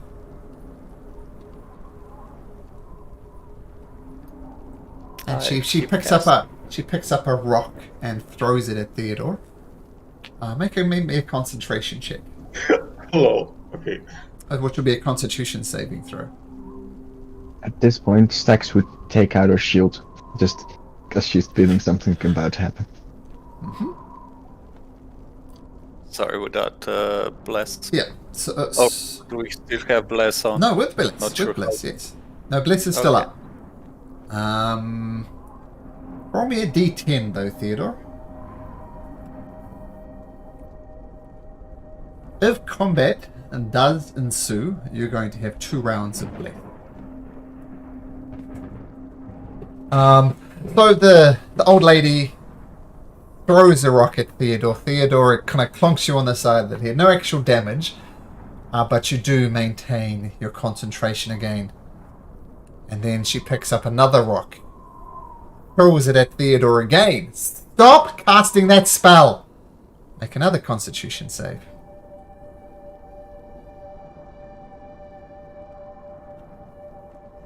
Clocks I'm you. going to use my. Oh no, sorry. I'm No? going to use my reaction to use Cosmic Omen and add a d6 to his saving throw. Okay. Flunks into his head once again, no damage. And thanks to the Cosmic Omen, you do maintain concentration on the spell. Roll me another d10, if you'd be so kind, Theodore. Okay. We all know what's going down. There are no mysteries here. Please roll into initiative.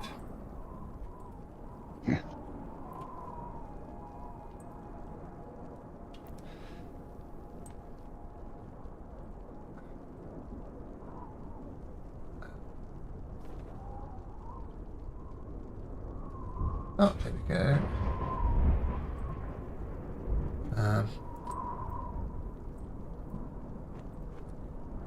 So, oops.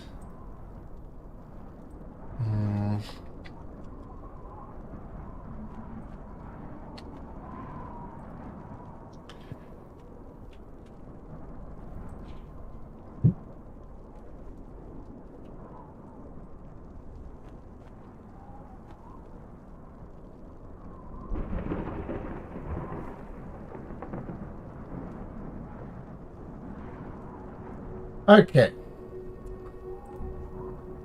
Oops. Oh, look at that initiative. I like the look of that. So, oh, villain. 18. So you notice that there's a tiny hut counter in there. If it passes tiny hut, it's going to go down by 1. When it gets to 0, you can complete your spell, Theodore. And of course, the bless. We get 2 rounds of bless. Okay.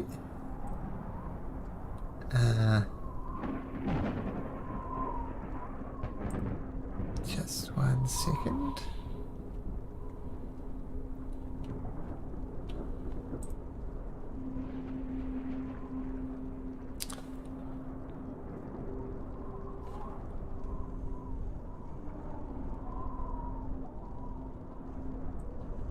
Okay, with Theodore appearing to cast a spell, then plainly not liking it, with Ignis doing a terrible job of trying to distract them in the art of small talk, apparently something Ignis isn't very good at. Performance. I'm really tired. Yeah, well, you are really tight. Otherwise, this might have came off. And the hags. Okay, no surprise here. They are actually hags. Combat is initiated. Things just got too tense. But let's take this opportunity just to have a quick short rest, and then we'll get into this combat once we get back. Okay, so 5 minutes, guys, and we'll pick it up from there. Cool. Okay.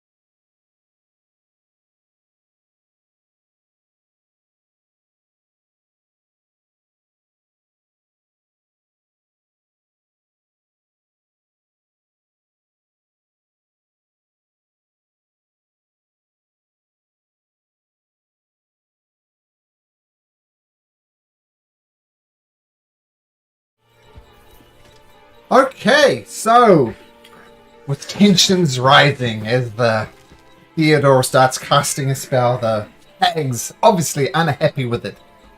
You see.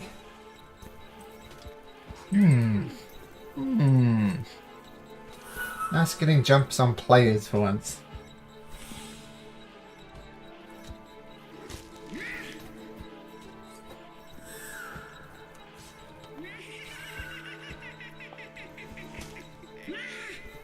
Which one is it? It's...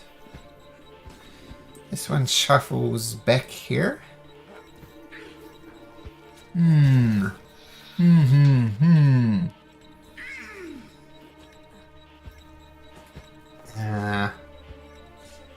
Actually shuffles right over here.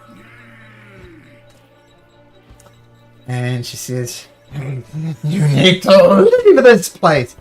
And she unloads a lightning bolt that shoots straight through here, hitting Stello, Theodore, and Stax. I need each one of those people to make me a Constitution saving throw. Dexterity. I think it's dexterity. Dexterity saving throw, please. Stello, Stax, and Theodore. Nope. Nope. Yes. No, I won't save even the 6, so no. No. Okay. Let me just check the... Yes, so Stello and Theodore, you boof, get it right in the chest. And you're going to take 8d6 lightning damage. So 34 points of damage to both of those people. And 17 to Stax and Theodore. I need you to make me a Constitution saving throw. DC 17. I'm going to use my reaction to add a Cosmic Omen to him, so a D6. Okay. Well, That's okay. it makes it DC regardless. Yeah, it's DC Yeah, I 17. have to say it before it happens, so yeah. Oh, okay. So that happens. But boom! Wow, that. Yep, that looked like it hurt. Valen says, "Shall have no more of that, vile creatures." And she is going to.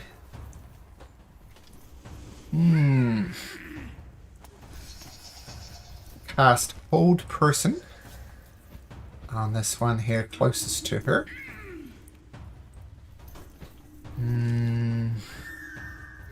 Hold Person is a Wisdom saving throw. Are they people though? No, humanoid. They are humanoids, so yes. Wisdom saving throw. Oh, what's her DC? She cast it, and you see the hag momentarily sit up, and then she throws her hands out. You'll have to do better than that, witch. Now another sea hag's turn. So this one.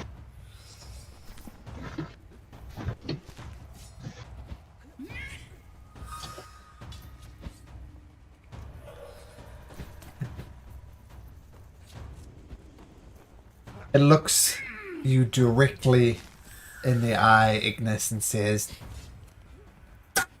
"Make me a wisdom saving throw, Ignis." Not very friendly. Now she's just looking at you, giving you a death glare and saying, Saving throw. "Yeah, wisdom saving throw." Don't forget bless.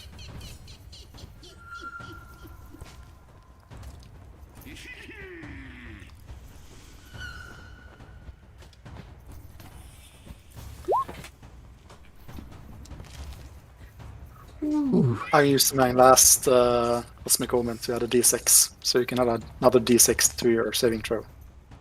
Okay, add a d6. Oh, no, sorry. That's my reaction. I can't do Yes. Well, the good news, Ignis, is the DC was in fact 11, which is good.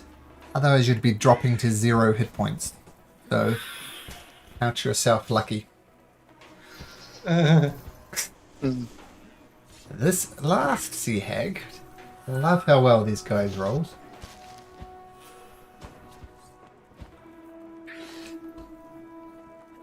In fact, all of them, as they were going, these pleasant old ladies are replaced by not pleasant old ladies, and you see them for their true form now and their rotting skin. I need everybody, except for Shrubby, to make me a wisdom saving throw.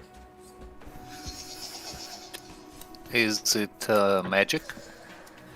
Nope. Nope, it is not magic. Plus 16. Velin. Don't know if Snuggles can be frightened. I will check. He is not immune, so yes. Okay. But... Alright, I've got to check the DC. The DC is 11, so... You're all fine. Apart from Villain. And she looks at this creature. No! That's wrong! That's so wrong! And you see bits of flesh clinging to their face and their hair, and now they're covered in seaweed and salt and crystals, and you swear you see a few fish, half-eaten fish on their body. So that's just their horrific appearance. And she is going to look at Villain. Say to Villain, "Die!" And Villain needs to make a wisdom saving throw. So frightened is... What does frightened give you? A condition. Disadvantage as long as the target is in sight, I think. Disadvantage on attack what? rolls. Attack rolls only? And they can't... Oh yeah, it's attack rolls and they can't move willingly towards the creature. Yeah. But there's no effect for wisdom. So she needs to make a wisdom saving throw. And she shakes it off as well. She does not die. And she's going to swing over here. To the deck. Stacks.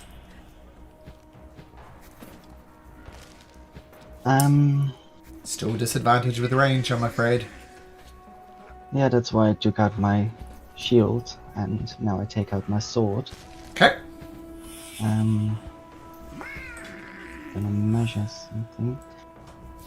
And I'm gonna run over here and hold an action to attack for when Snuggles is also in range with this hag.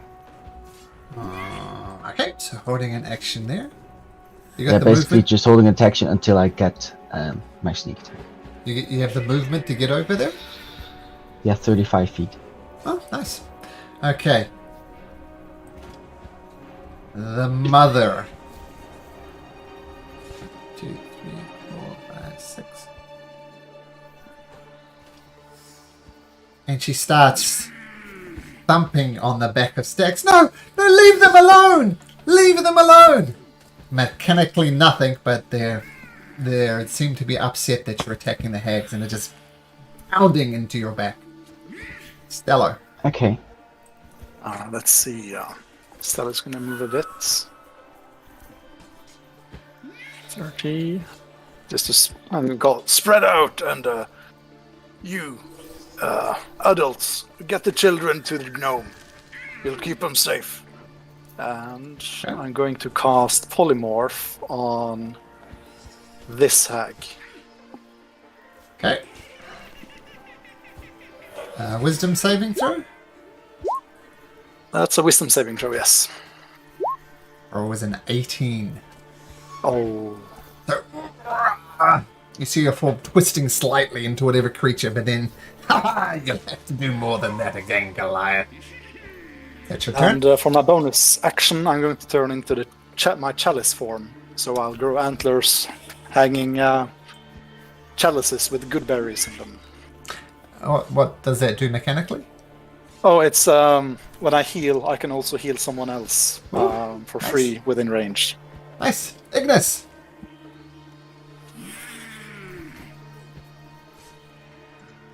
Oh, Actually, that's nice. The children are staying here, right? Mm-hmm.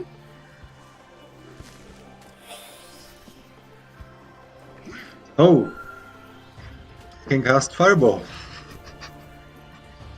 Mm-hmm.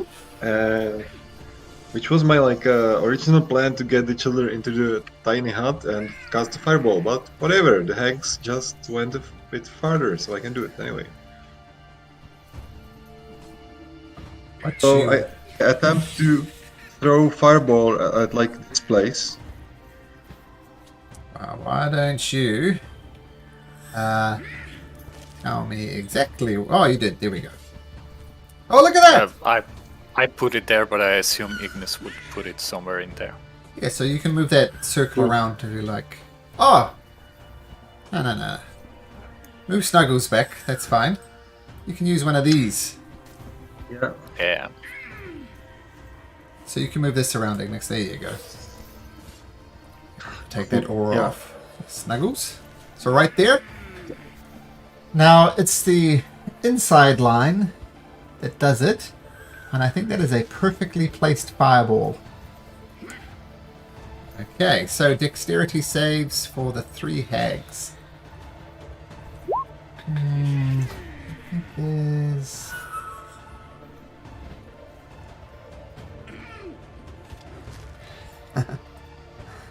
This hag points at you and says, No, Sonny boy. She uses her reaction to cast a counter spell. Oh damn. Ooh.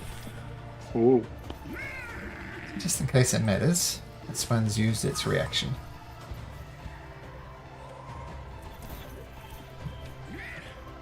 Ignis.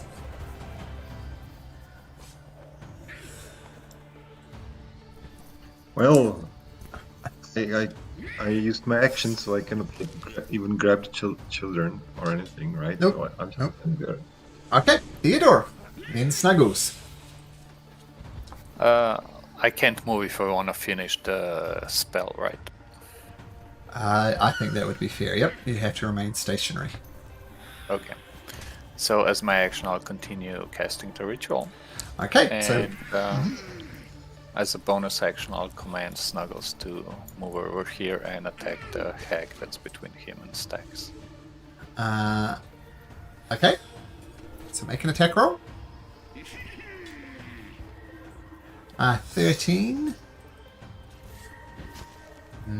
13 misses. And Stax, your prepared action does go off. 20. Yeah, that's all sorts of hits. So, what's that? 21, 24 points of damage. You just carve into the back of this hag and she screams out in pain. Okay. So that's Snuggles' turn. That's Stax's reaction attack. Tiny Hut goes down to 2. 2 rounds left on Tiny Hut. 1 round left on Bless.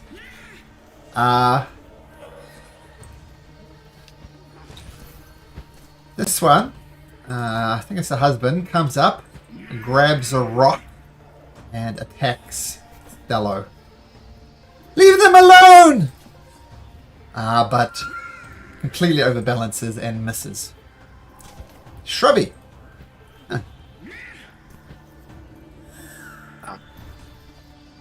Let's see, Shrubby. 5, 10, 15, 20, dash, 5, 30.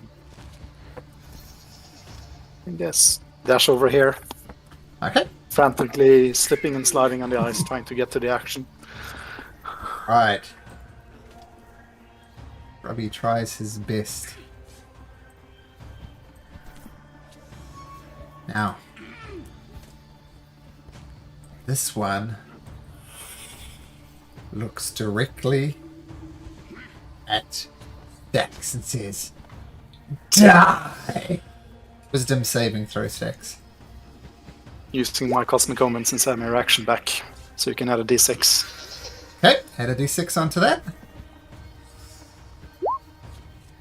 So, I gotta say, 9 does not pass, 12 does. So Cosmic Omen very much saved you there, Sax. Otherwise you would have been on 0 hit points. And this one comes over here and dives into the water.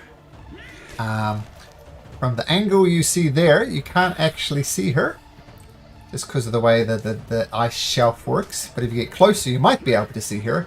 But for now, at least she's out of sight. Velen. So she's frightened. Can't move towards them. But you'll point at this one in front of Dax, and she's going to cast Chill Touch at disadvantage. Is Valen afraid of all of them or just one? Doesn't matter. Well, regardless, it misses. Does it miss? No, it hits. At disadvantage, she rolls a 16. So, whoever you look at it, and it does 2d8 damage. So 11 points of damage to this creature.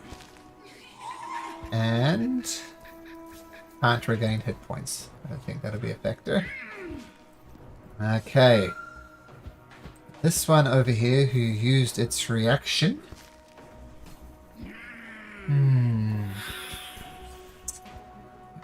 Really do that. Oh, wait a second. Velen needs to make a wisdom saving throw. And she's still scared.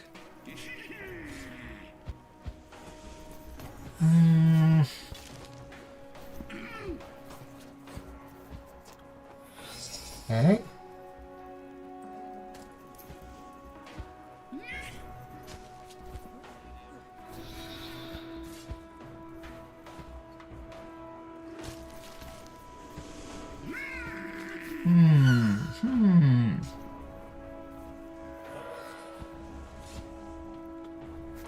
She is going to point towards that. Say, you look much better. And she casts Polymorph. I need a wisdom saving throw, please, Stex. 14 is enough. So you resist the effect and you maintain your state as a non-fish. She dives into the water. Where did she go? You're not sure. You'd have to get closer to the shore edge to spot her. Wait, I did 2, did I? Oh, now the final sea hag. One up on shore. Doesn't like being surrounded. And we'll cast...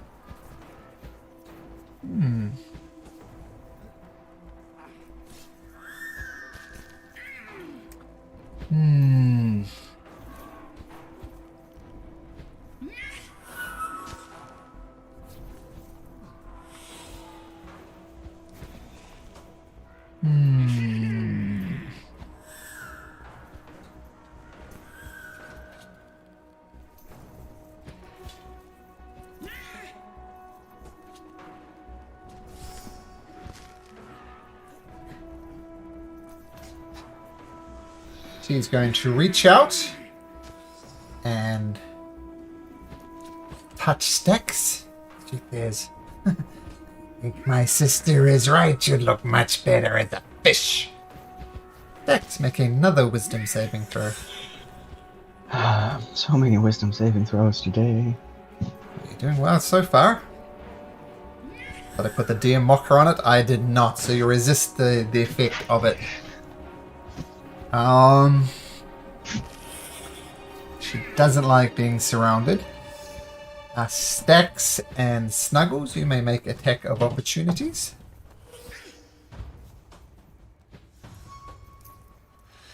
13 misses, but that one does hit. But I don't think there's any sneak attack damage.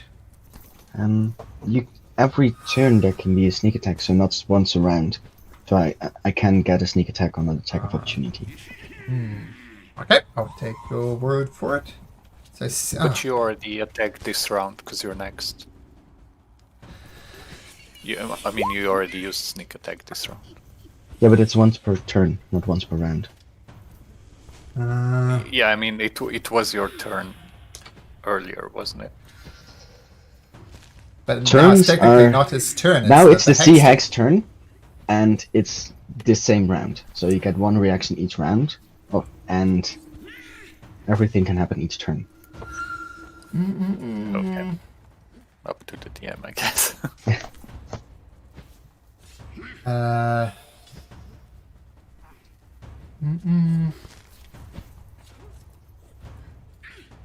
I think it's right. So I can I shoot think in it's- it seems. I'm looking at some rule lawyers here, and it does say once per turn. It's not Stax's turn, it's someone else's turn. Let's see if Mr. Crawford said anything about it. Here we go. Jeremy Crawford says, yep, quote, sneak attack can occur once per turn, so it could potentially occur more than once in a round. So yes, you may do your sneak attack, according to the God of D&D. And so that's 17 damage, one of which is frost.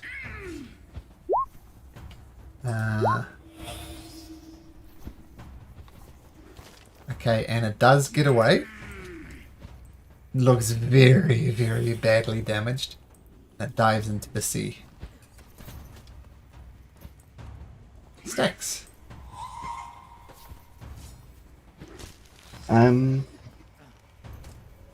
Stax will run towards the edge and look down.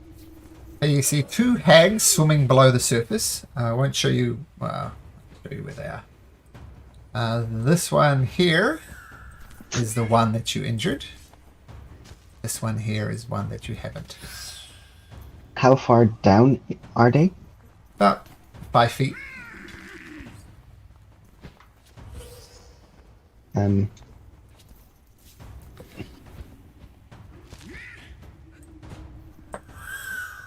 Okay, what would Stax do?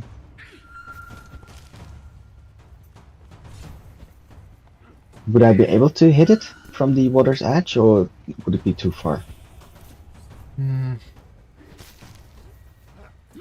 It's at disadvantage. Okay. Yep, so you can shoot at it, but it's at disadvantage.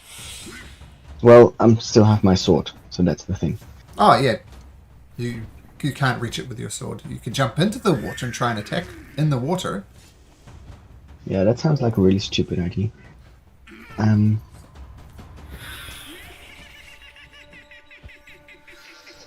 I'm gonna stand just off the edge and prepare an attack in case one of the hags jumps out. I'm gonna Okay. crouch low, so... yeah, just to make sure that they can't just see me by popping their head. How high is it? I'm just trying to visualize. Is there a way to This keep part... slightly out of sight, but prepare an attack for in case they pop out? So they can't well, just you could prepare an pop up. attack. Well, it's going to create a hide action to try and hide. I think Stax Yeah. could do that, though, being a rogue. Yeah, that's fair. In that case, I think you'd stand just here on the water's edge, crouch low, hide, and Make a prepare stealth to roll. attack. At advantage, technically. So 25. Okay, got it. Okay, so Stax crouches low, get ready for the action. Disappears into a snowbank. This person looks around and says, "No, what?" And comes over and starts wailing on Ignis. Bringing a rock. Just tries to smash into the side of Ignis.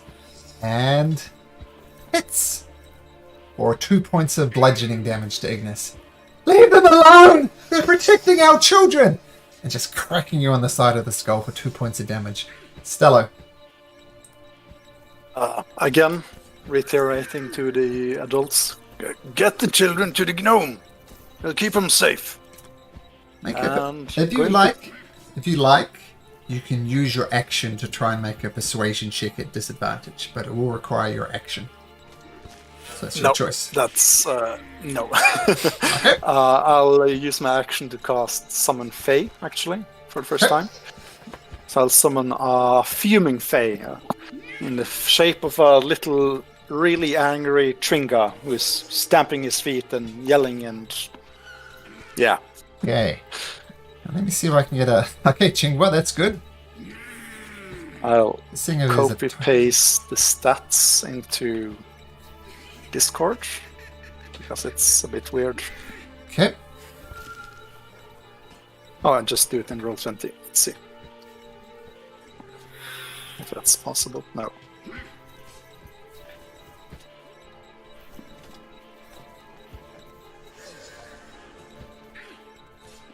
There we go. What I might do outside of the session is create you a token for your face spirit. Yeah. Okay. So it's a fuming spirit. Okay. Well, we're going to get a token for it at least. I said it was a Chwingra. Yeah, it's not a Fae, but it's Fae can be really in the They shape can of look a like little it. angry little creature. Yeah. It can be in the shape of a Chingwa, which I can never spell. Oh, there we go. So there's your face spirit. I'll give you full control of that. But you still have to roll your stats manually. So you should be able to move that guy around now. Yes. Let's see. Immediately after mine, like Snuggles. I'm just going to command it, hey little guy, these witches stole your berries. Go get them. Okay. So let's see. Does it act on your turn, or how does that work? Oh, it's immediately after mine. Okay. So that was your turn. Do you stay where you are? I'm going to stay where I am, yes. Okay, now it's the face spirit's turn. It's gonna walk around stomping his feet, and since there's nothing in close nearby, it's gonna just walk over here and take the dodge action, being really angry. Okay. So your face spirit's taking the dodge action, did you say? Yes. Okay. And let's just confirm that to hit stacks. So actions. Oh no, I'm not looking at the right one. So just I believe it has the same as your spell attack modifier to hit. Yeah, which mine is +3. Okay. Alright. So Stello summons this Chingra spirit. Ignis.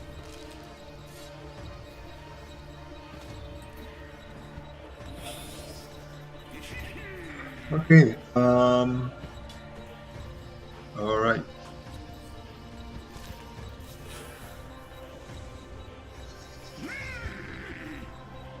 Children are just staring, Forward. by the way. They're not doing anything. They're just shocked. Okay, but Ignis, you swing over to near the ice, and you see these hags Yep. 5 feet below the surface.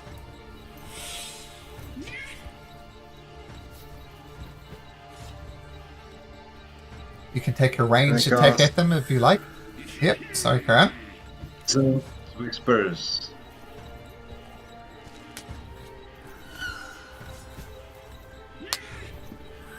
And yeah. one of them. You're right, the +3 doesn't look right. Might be +7 then, if it's the attack modifier. Yeah. Which one are you attacking, Ignis? This one or this one? The Android one. That'd be this one. Okay, so wisdom saving throw. Roll was a natural 20. Great. So is that a cantrip? It's first level. So did it take half damage? Good question. Yes, that's true. Okay, half 6 damage. points. 6 points of damage. Okay. Very good. Bring it up aside, cast a spell. The sea hag does not like that. Theodore, you continuing to cast Tiny Hut? Yes, I'll use my action to keep casting. And as a free action, I'll yell, whoever wants to be in the hut, you got about 10 seconds to get here. It's about to go off. Okay. Snuggles? I am also... Oh, no, I need the bonus action for Snuggles. Snuggles will just jump into the water and try to hit this hag. Okay, first of all, can Snuggles make me a Constitution saving throw? DC 15. There you go. So Snuggles does not take a point of exhaustion. Oh, that's actually with a +2 because he's got proficiency in Constitution Okay. saves. But Sure, it doesn't but matter. regardless, that makes it. This is not Snuggles' favorite terrain. It does not have a swim speed, so it can attack the hag, but it's going to be at disadvantage. 11. Just, yeah. Very much like throwing a robot into water. Snuggles is just thrashing around in the water. Nothing else. One more round. Tiny Hut will be finished. And Bless, however, fades. So no one is blessed anymore. Did I miss? This commoner. This person here. I got my commoners backwards before. By the way, Ignis, you are able to inspire people, right? Yes. Okay, just so because you could use bonus actions for that. I got my Okay, commoners okay. confused. So I'm just going to do this one. And it's going to rush over and start wailing on Ignis. No, leave them alone! You're protecting our children! Clubs you with its rock but misses horribly. Shrubby! Shrubby is going to just move closer. 5, 10, 15, 20, 25. Dashing. Okay. 30, 35, yeah. And stand next to Stacks. This one emerges out the water there. You may... does she? Who's there? 5, 10, 15. Jumps up onto the ice shelf there. Stacks, your read action goes off, so feel free to take a shot. Still carrying my sword, not my bow. Okay. That is a good point. So she gets up there.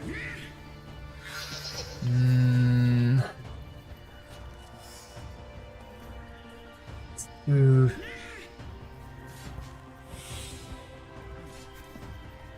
It's too tempting. She's gonna do it. Let's see.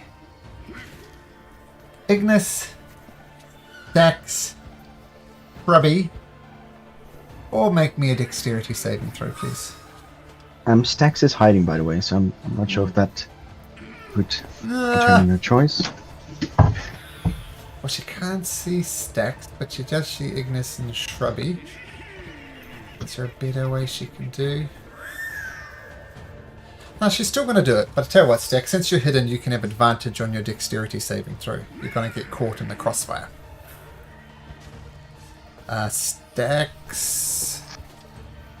Let me see, the DC is... yep, you make it. Ignis, you make it. I need one from Shrubby as well. Oh yeah, 15. Oh, I see that.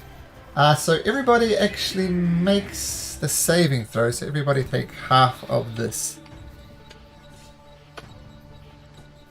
And no one's concentrating. So 16 points of damage to everybody. And she dives back into the water. Is it a fireball? Oh, sorry, this was a lightning bolt. I see. That's through. And then she dives back into the water. Valen says... Where is Valen? Once she becomes unfrightened at the end of this. She's not doing very well in her wisdom saving throws. Just to get it out the way. Okay, she becomes unfrightened, but still disadvantaged for this round, as it happens at the end of her turn. It comes over here. Peers into the water.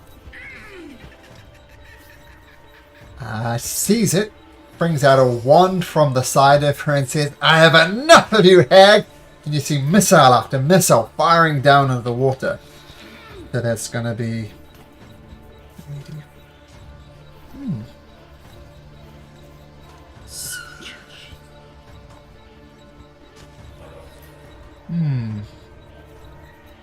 She's going to use all of it. Charges. 7 charges, so it's going to be 10d4 plus 10. 10d4 plus 10. And these things just pound into the hag, and you hear a scream. And she screams back, "You live! How you live? How could you possibly live?" Stax, can you roll me a d20?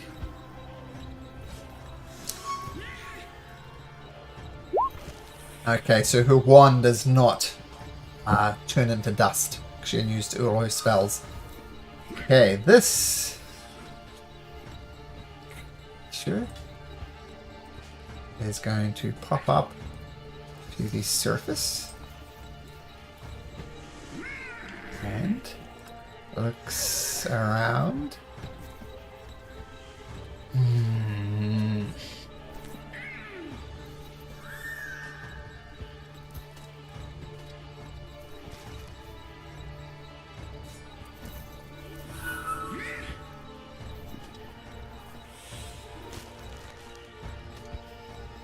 You can use your exit.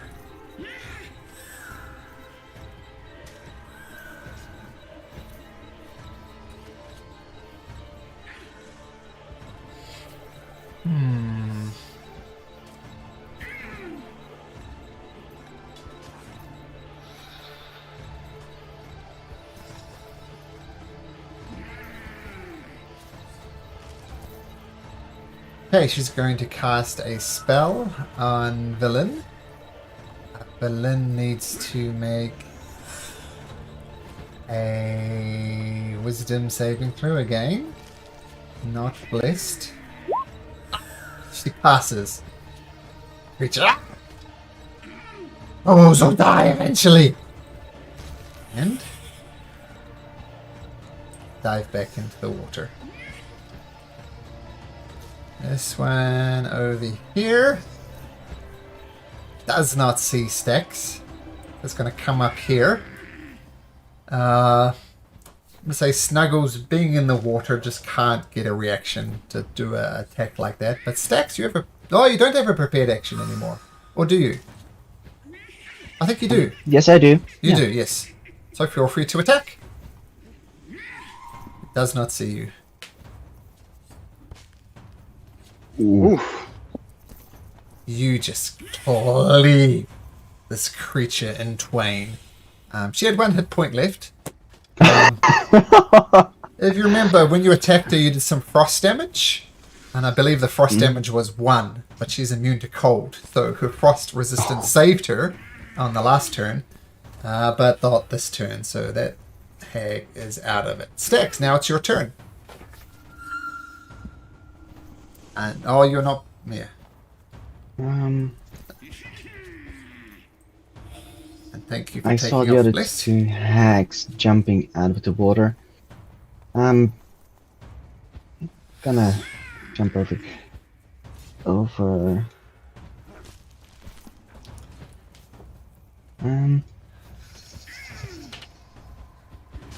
Yeah, it would try to hide on this corner, this half corner piece, low to the ground, and do the exact same thing to this hag, if Okay. possible. Yep. Stealth, and you have good action to skewer them in twain if they pop up from the surface. Okay.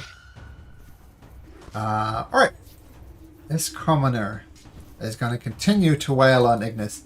Leave them alone. They're protecting our children. That misses horribly. Stello. Stella's gonna run over to this child, attempt to pick him up and bring him closer to Theodore. The child's going to resist, but it was resisting well. It rolls a 16, so athletics or acrobatics to beat a 16. Athletics. Turns out small children are sometimes really hard to pick up, and it squirms out of snow. Leave me alone! Mom! Dad! And starts screaming and wailing in place. We're trying to help you. Would that be my action? It would be. Okay. I'm going to just get closer to Theodore. And now command my little Tringa companion to jump into the water and attack this one. Does it have immunity to cold? No, just charmed.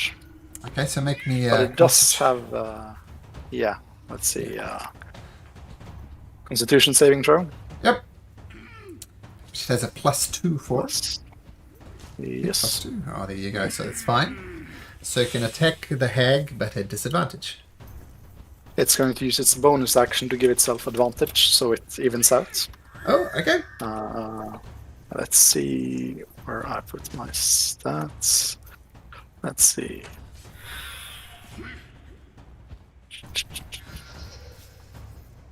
Oh yeah, it needs to roll to hit first. Let's see.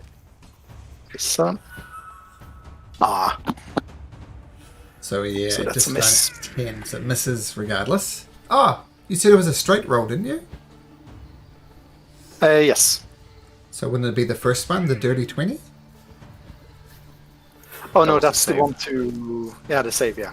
Oh, the save. Okay, you're right. So yeah, 10 misses. Yep. Okay, the little chingwag jumps inside. No good. Stella, you get close there. Ignis. This mother continues to wail at your back. Not being very effective, but definitely being a nuisance. Yeah, I guess I cast it again. More decent whispers. Okay. And there is only one hack left, right? 2. 2. One here.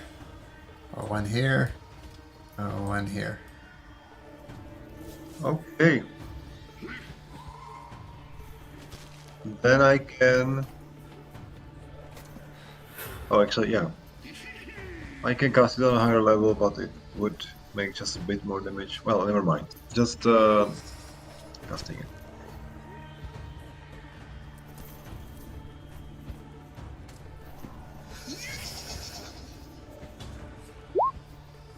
So wisdom save, dissonant wisdom.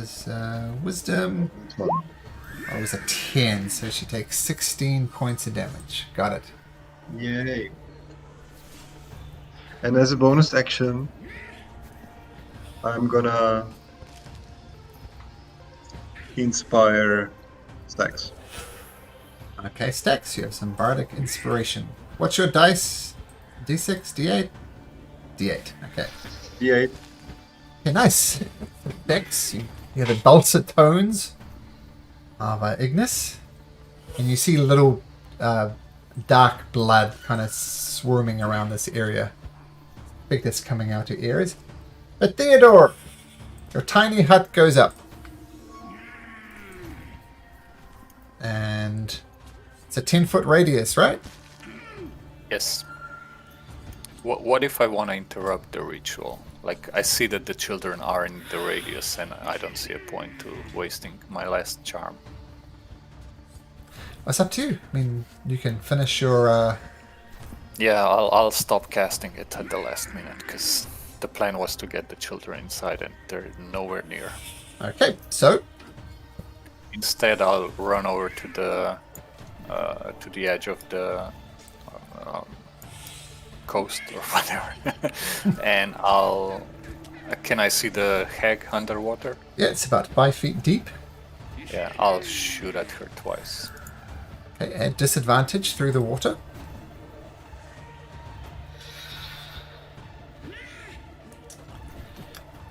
No. Oh, sorry, without the blast. Sorry. That's right, so 19 does hit. So 11 piercing. But the 11 does not. Once again, you see this murky black blood. Arrow strikes true, and you see that hag pulls it out, and blood starts pooling out of her arm. Snuggles. Okay. And I'll just move back to the shore with the remaining speed I have. Snuggles will pull himself along the beach towards the other hag and attack it. What's Snuggles' movement speed? 40. Okay, so that's fine. Yep. So Snuggles can attack at disadvantage and make a Constitution saving throw as well.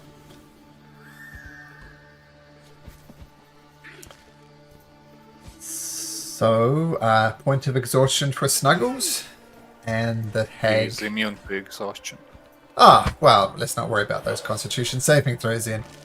The misses the hag though. This commoner is going to come up to Stello. Why do you keep killing them? They're protecting our children! Tries to whack you with its club. Oh, hits. The 19 hits. Does hit. Yeah. Take 1 point of bludgeoning damage. And make a Constitution saving throw, DC 10. She Yep. whacks you right in the temple. Would have been funny if the rock broke your concentration, but it does not. Shrubby. Let's see. 5, 10. He's going to do a dodge action. Actually, or could he ready a help action in case the hag gets closer to aid Ignis? Yeah, I think that's fair. So if the hag gets within 5 feet of the of Shrubby can, wave its branches or whatever. Yep. You can hold an action, and that is an action. Help is an action. Okay.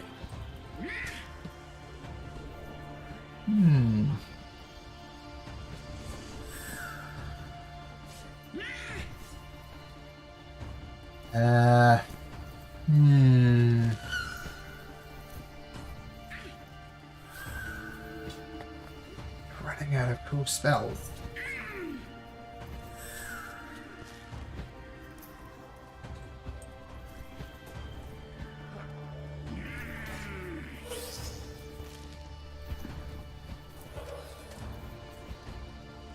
Okay, the creature steps up here. Looks at Ignis. I need Ignis to make me yet another wisdom saving throw. You are not blessed. The Chwinga can attack it as a attack Oh, yeah. of opportunity. Okay, oh, the good news is your wisdom saving throw succeeds. That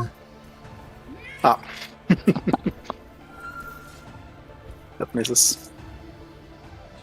Creature, so...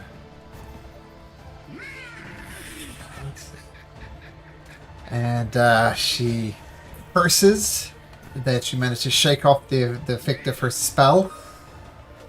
Jumps back into the water. Villain. Let these things die. And she's going to catch Chill Touch. Or 17, oh, which does hit.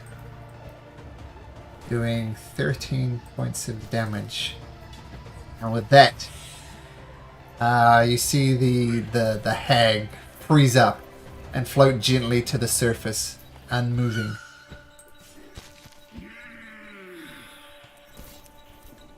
And you hear, as a free action, from...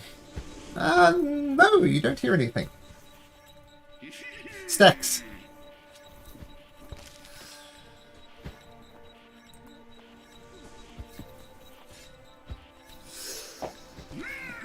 You're up, Stacks.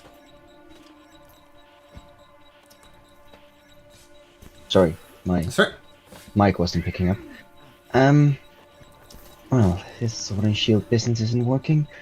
I'm dropping them, stand in between the children, and take out my bow and prepare a shot. Okay. Okay, so if you And see a hag appear, you're going to shoot her. yeah, and I'm gonna hide as well. Okay. 19, got it. The commoner is going to continue to well and... No, you can't kill them! And that was a 17, which hits for 1 point of bludgeoning damage. Dello. I guess I can't see this hag over Nope. here. Oh, you cannot. I'm going to just push my way past gently the commoner.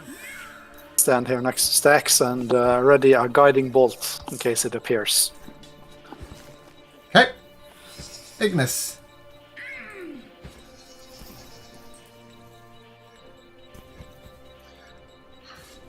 I just try to insinuate more and more depressive thoughts into the hag's head Okay. until she gets too depressed to just drown herself or something. Okay.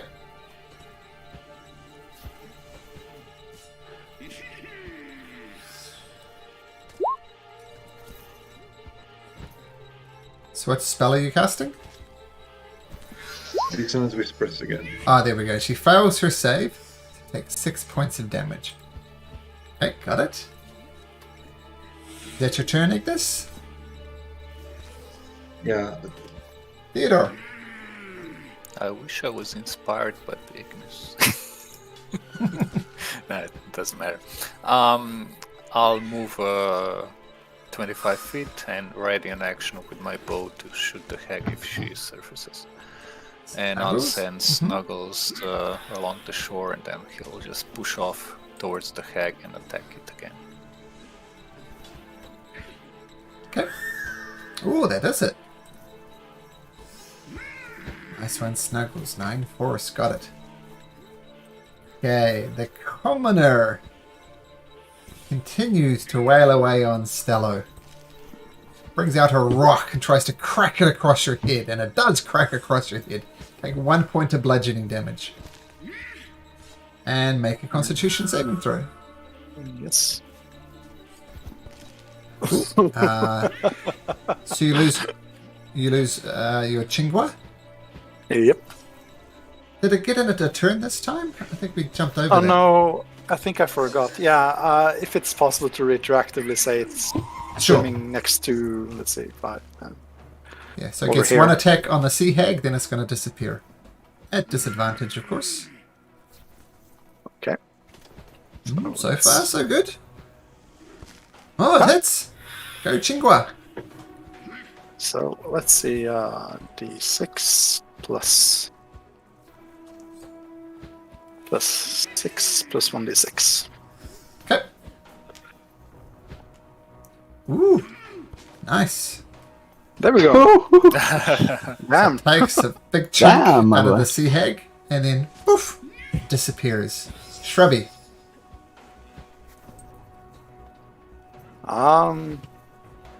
Robbie is going to gently caress the commoners' knee to make them less angry or something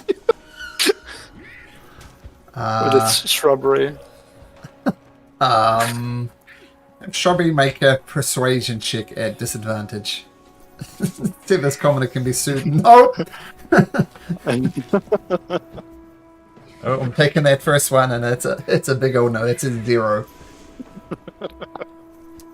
Okay, over here, you see the hag surface, but its hands are directly raised in the air. So you see the hands, then their elbows, and it gets up to near her shoulders.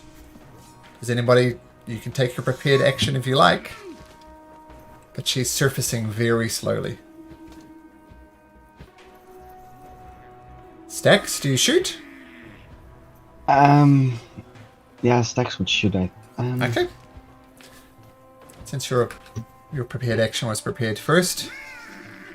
Okay, so the hag raises up, hands, elbows, shoulders, and then her mouth opens, says, "Please, and Stax, you shoot her right in the center of the mouth, and she collapses down. And blood, a huge pile of blood as she gargles and chokes on this thing. I'll command Snuggles to retrieve her body to the shore. Theodore, get the dome up, and Stella is going to move next to the children and cast create bonfire in the middle to keep them warm in case their protection fades. I'll ask Ignis to put up the dome because it doesn't cost him anything, and I only have one charm left for the dome. Okay, so both of the piece, they stop hitting you with rocks as they see the last of the sea hex fall. And with that, the hags are defeated. And I'll send Snuggles to retrieve the third body as well. okay, so all the hags Have time. are put up on the surface. Now it is merely incredibly cold. And you see the woman and the father each take a child. Each says, "What have you done? What have you done? You've doomed us all! You've doomed us all!" And the bonfire goes up and they continue to hold their children, but the children are shaking uncontrollably. Despite the hug of the parents, despite the warmth of the fire, they are shaking horribly. Their teeth are chattering loudly. "What have you done? What have you done? You've doomed us all!" It's okay, keep them in the middle. We're going to get some protection up. I got some winter clothes for you. Just give my friend here a second. It'll go off any minute now. Yeah, I'm Do you have using spare warm clothes? Yeah, we have them in the bag of holding. Okay. So you wrap the children in the warm clothes. The parents are holding fast, but the children are still shaking uncontrollably. I'll Okay. also Just give 1 minute. everyone a ration just to get them fed. Okay. So you put the dome up. Everybody shuffles inside of it, including, I assume you're letting the parents and the children in. Yes, yes. So that's 4. That's not everybody. Who's not out? Let's see, how many can we be? We could be 9, and we're... So let's say the dome's over here. Yeah, you can get 9. Which are the 9? You have 5 more. Snuggles and Shrubby can stay outside, right? Okay, so Snuggles and I Shrubby. can stay outside as well, if it comes to it. There's enough room. Okay. We have room now. Yeah, so Yeah. there's alright, there's 7 in the dome. So Snuggles and Shrubby could actually get, oh no, including the children, there's 9. What about the Yeah. children? Okay, with that, you look at the children. I mean, it's warm and the thing, and they're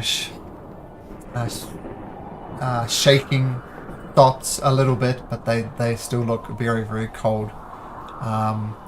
They were spent not long exposed to the winter elements without any type of warmth or anything, but they were exposed to it, and they're shaking uncontrollably.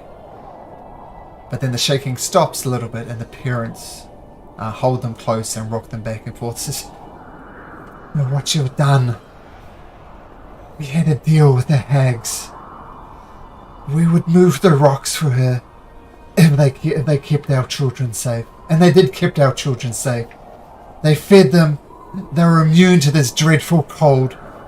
But you've killed them. You've doomed us all." And they start For how wailing. long would they have kept you safe? You would eventually have died, and then they would have been left to the mercy of these hags. We'd been moving rocks for at least a month. Tell me, friend, how long would you work to save the life of your child? A month? A Endlessly. year? A decade? I was going to continue doing it till the children die. And the children seemed fine to me. They were fed. They were immune to the cold. Now they're going to starve to death or freeze to death. Damn you all! They won't. How? What can you possibly do? We'll Can you keep you the safe. four of us immune from cold for days on end? Is that within your power? No, but we do have a way off the island. You talk madness. There is no way off this cursed island. There is. It's not the most orthodox of transportation methods, but it'll get you to the mainland. And what do we do then? We can escort you to the closest town of Targos. Or And I with it- recommend Lonelywood. Oh yeah. Have a look at the map.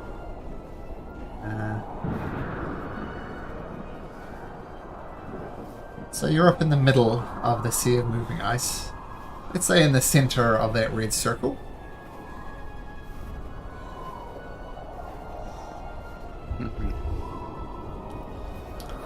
And Lonelywood, maybe Bremen, be closest. Bremen, yeah. And Berlin says, look, we have a mission here. We have finally found the home of Uriel.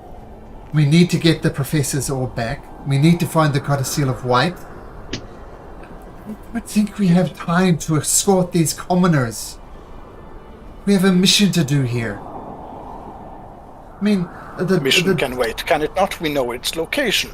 We the can come damn back here. whale took 3 days to find this. Maybe it'll be quicker next time. We're looking at 5 days of whale travel. Days across here. We're looking at probably a 10-day delay. I don't think we can afford to do this. We need to find another What do solution. What do you propose then? We could call the whale to just pick up the humans and keep them for in his dome for a few days. It was warm in there. That was? We give them some rations, some good berries, and have the whale come back in a few days to pick us up. I guess they'll be all right for in the meantime. That's a good idea, Theodore. Balance says, oh, I like that idea a lot better. And we're on the coast, so we can just call it directly if it'll come. In the meantime, we have the dome.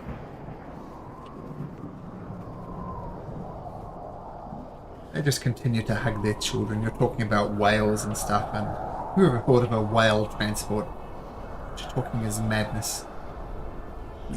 Have we got them some weather clothes? Yes, you do. Yep. Yeah, Everybody has. The adults had cold weather clothes on them already. But they can only do so much. And the children have just passed out, cradled in their parents' arms.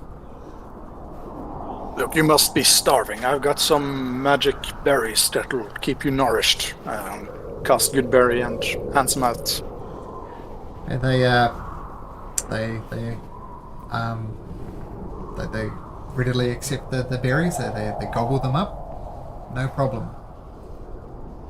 And they just seem indifferent, not caring almost. But you know what good berries do? They kind of force feed them to the. They chew the berry and then put it into the children's mouth so they can eat it. But just out of interest, Sorry. what are you guys planning? Are you planning to take a short rest in here at least, or what do you do? I think we Well, can take a maybe? long rest. No. Yeah. I think Stax would first also look through the shipwreck and the tent just to see if anything useful can be found there. Okay.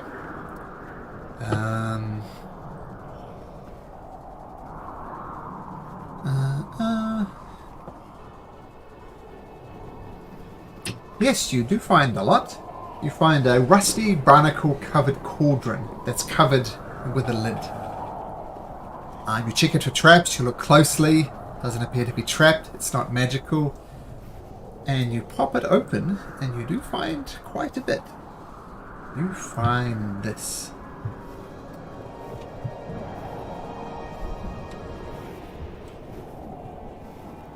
Okay. Is it okay if I just add everything to the bag of holding? Yes, please. This is all quite heavy, to be honest. It's Can you also check the hacks? That's why I dragged their bodies back to shore. Sure, no problem. I'll search them. That's fine. so the sea hags.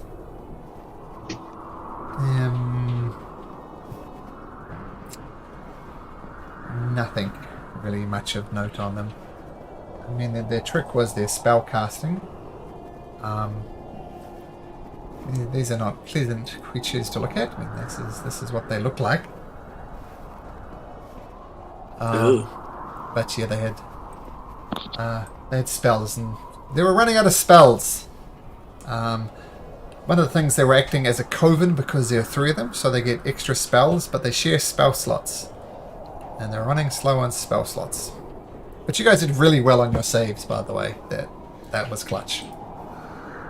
Yeah. And they had 3 attempts to use their Death Glare, which would reduce you to 0 hit points.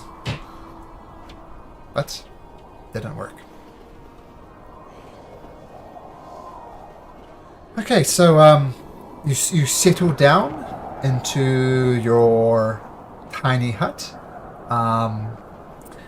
It's cold. It's warm in there. Very pleasant. It's a little bit crammed. To relax. Over the course of the night, though, the dome gets completely covered in snow, so you can't see out. You going to address that in any way? Yeah, just as with the tents before, Stax will just once in a while shovel some snow. Okay. While you're out there, can you try and contact the whale? I think that's probably easier for Stella to do. And Yep. as we're talking about being out there, I'm gonna do a perimeter check every once in a while, just to see if stupid Yeti is following us. Okay. I'm going to say everybody at various points in their night keep watch, which I assume you're doing. And have everybody make a perception check, but at disadvantage.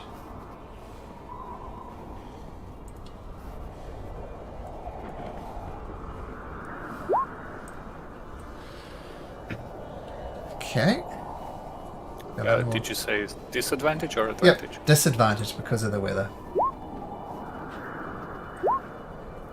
We're just rolling really well. Ah, come on, Ignis. Yeah, so Stax, using your elf eyes, you look around, keeping a careful note out for the Yeti that you saw before, and nothing.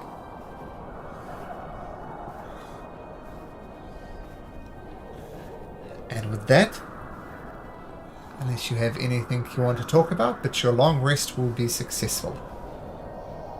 I guess at some point during the night, if I see them, or before they go to sleep, I'm going to say, look, I know the actions you've chosen. I would have done them the same in your position, probably. But these children wouldn't want you to die. They would want... Would it not be better for them to be there at your deathbed 20 years from now, 30 years from now? They love you, I hope, and I want you to live as much as you want them to live. If you stay alive now for your children, it will be much more meaningful to them than if you die here and they spend eternity as servants for these ugly creatures. Well, I'm sure they did not enjoy the experience, but they were alive. If we didn't make this deal with this creature, well, they would die, and as I said, I'd move rocks for all eternity to keep my children safe. But if what you say is true, if you have a way off this island that can keep us safe, then we will take that with open arms. But of course, you have my promise. I will keep you safe. And your children. Well, believe that when I see it. And with that, they hold their children close and go to sleep. Sorry, guys. As I said, I'm a guide. I'm not a combat person, so I keep my distance. But just to prove what a faithful companion I am, I will keep watch throughout the night. And Söpo starts circling around, keeping an eye on things. Stella, could you make a bonfire under the hags and let's burn their bodies? I think that'll be safer. Sure. Okay, easy enough to burn the sea hag's body. It's not a pleasant smell. It's a little bit hard to get the fire going, but eventually with magic and cantrips and stuff, you burn the corpses of these creatures. As far as the shipwreck is concerned, is there anything useful in it for Theodore, like crafting components? And what, sorry? Are there any like boards that are useful, or an anchor, or anything that can be used for crafting? Oh, there's lots of broken boards on the wreck ship itself. And is there an anchor? 1, 2, or 3. There's an anchor still there. And that's too big There's an to anchor. carry around anyway. But I'll rummage through a bit and take some boards with me. Maybe something I can fashion a ladder with, or something that will be useful. Okay. So feel free to add rotten seaboards onto your inventory, because they are rotten. That's not safe. Probably not for a ladder. Yeah, then I'll just leave it. If it's rotten, I'll... Oh, it's definitely rotten. Yep.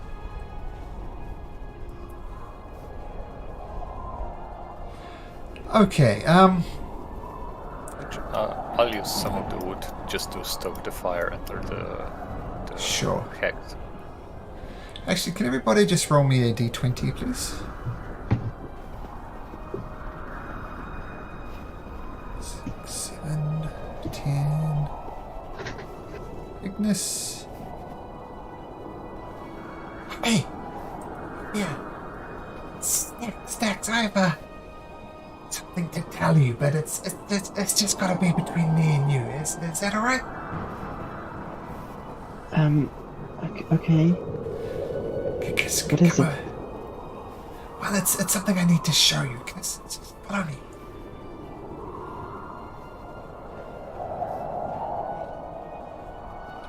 I follow, but I do slightly hit Stello as I'm stepping out, just as quick nudge. Well, What's going on? Shh. And then I'm gonna follow. And it's further out this way.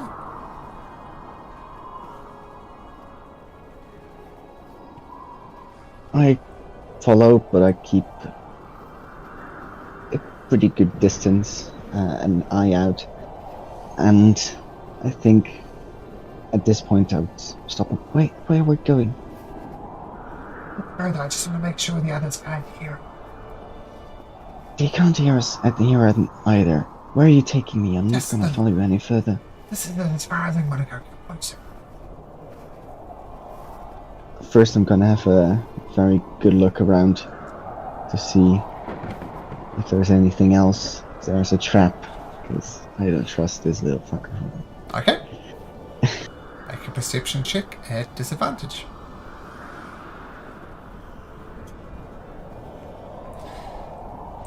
Okay. Just 1 second.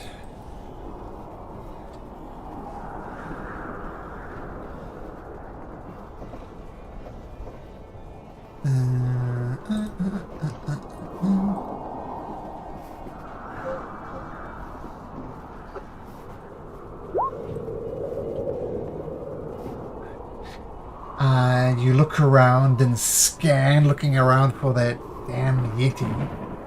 You don't see it. So it's not. Come. Need to talk.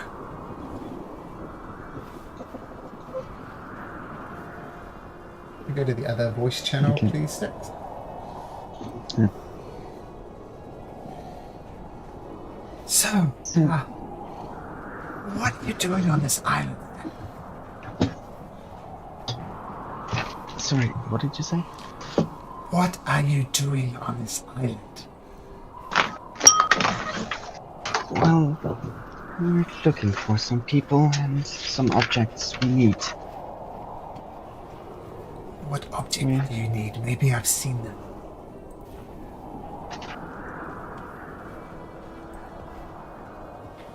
Why do you want to know so badly?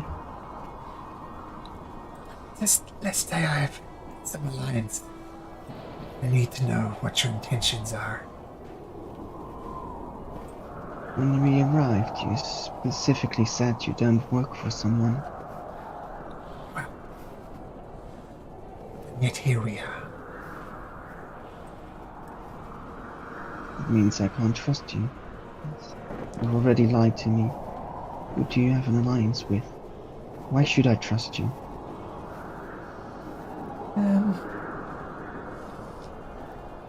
Did you watch So Game far, of all I Thrones? know. Did you watch Game of Thrones, David? Nope, I didn't. Okay. And the ice method. Oh, by the way, you get your long rest in. You are long rested by the point this is, so feel free to take a long rest. Okay. Yep.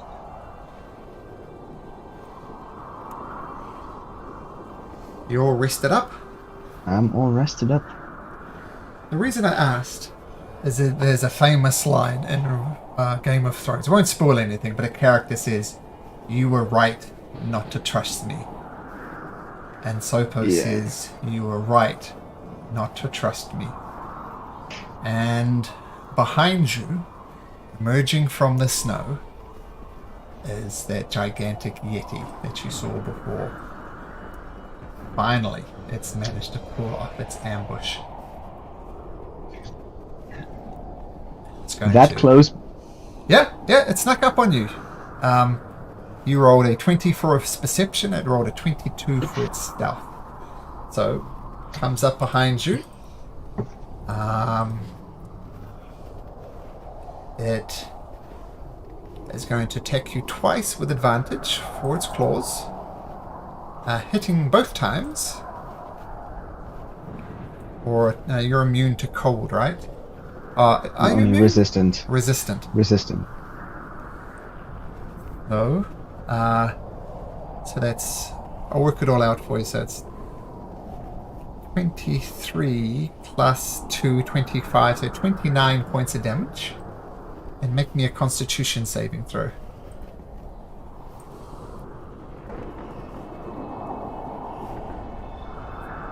Okay, it focuses its chilling gaze on you. You feel your body freezing up and not moving.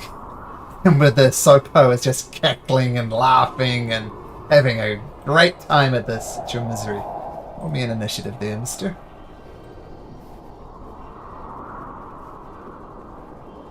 Oh, and the ice Söpo gets a turn too. What did you roll? A 16. Oh, Yeah. what I had to roll again. Oh, yeah, because I didn't click on my token. So just adjust it to the 16.2. And you're up first.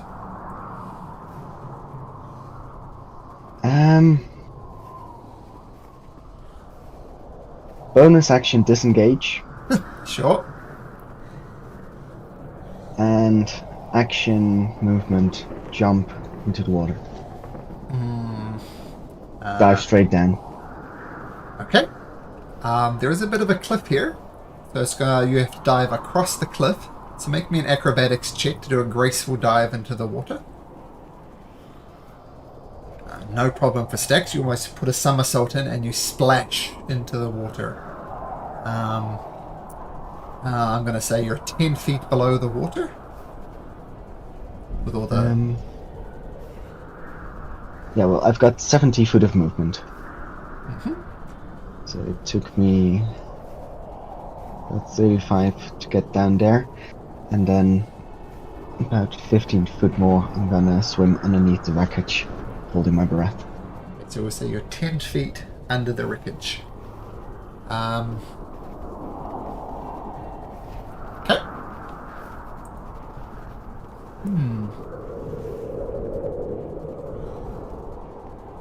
The ice method does something. You can't see it. The Yeti does something. You can't see it. What do you do? I'm slowly making my way, basically all the way underneath the wreckage.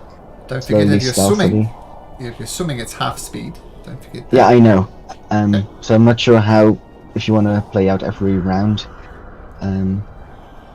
So first off, I'm probably gonna go underneath here, Uh-huh.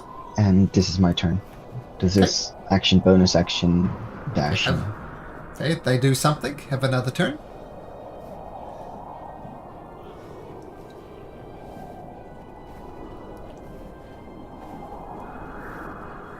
Have another turn.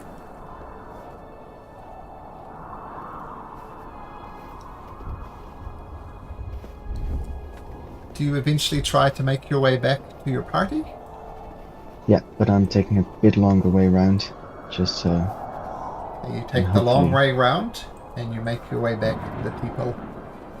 And we can go back to the other voice channel now.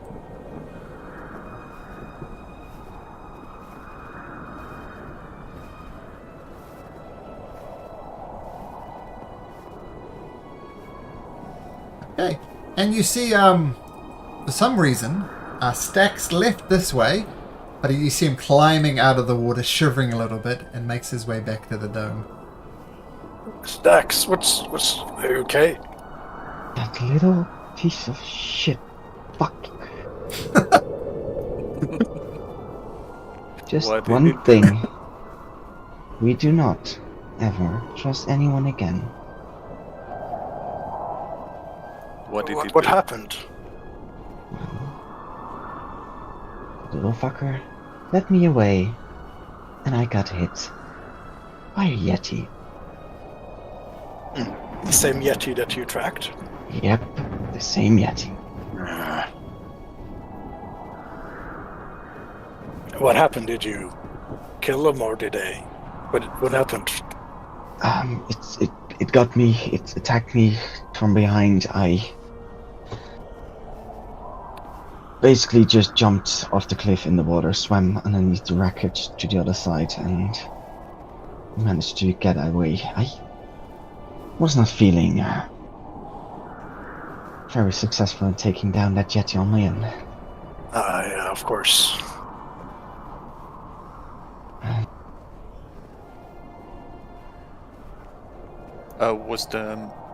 Was our guide working with the Yeti?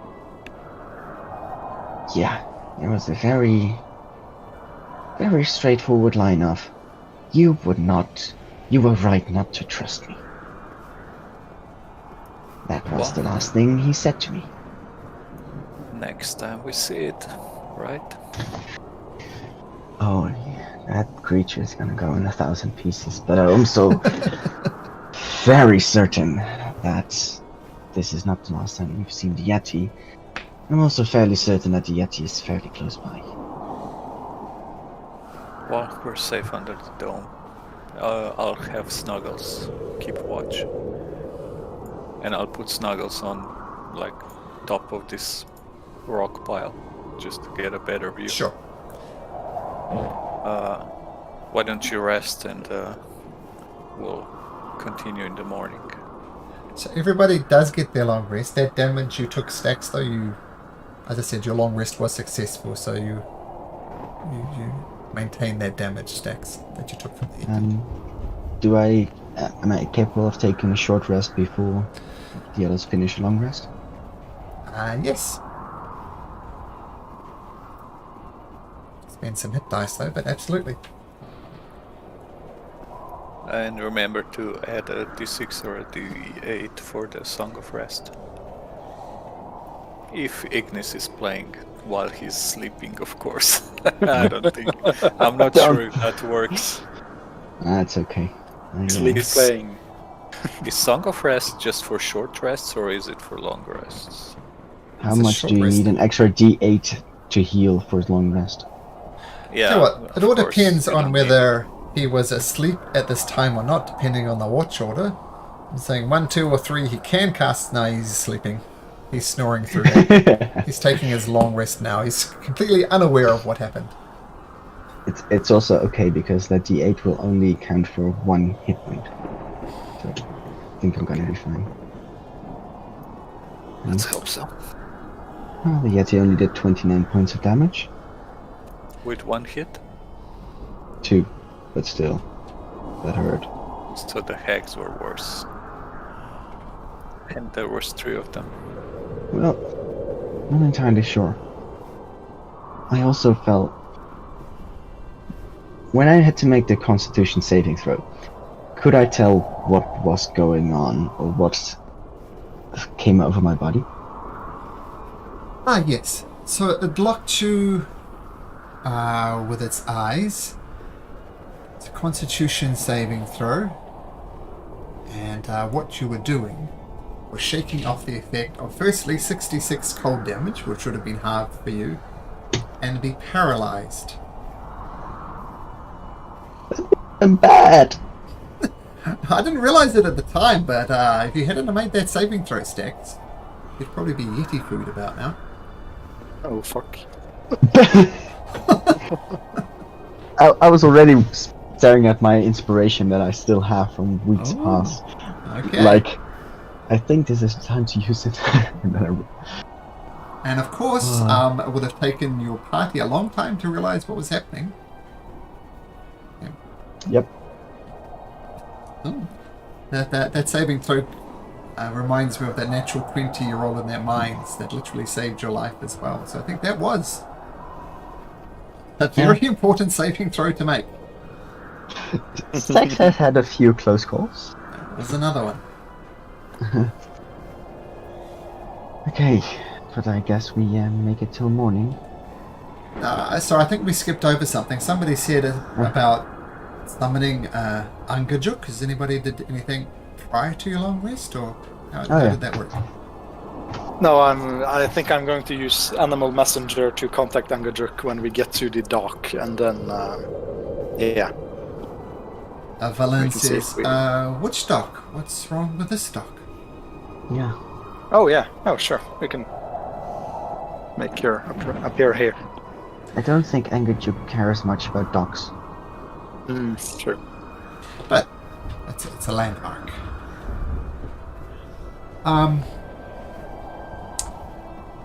Okay. So before you take your long rest, you find a fish, which isn't hard. You send out. It has to be after my long rest since I didn't have it prepared. So. Oh, okay. So in the morning, you send a fish off. Yes.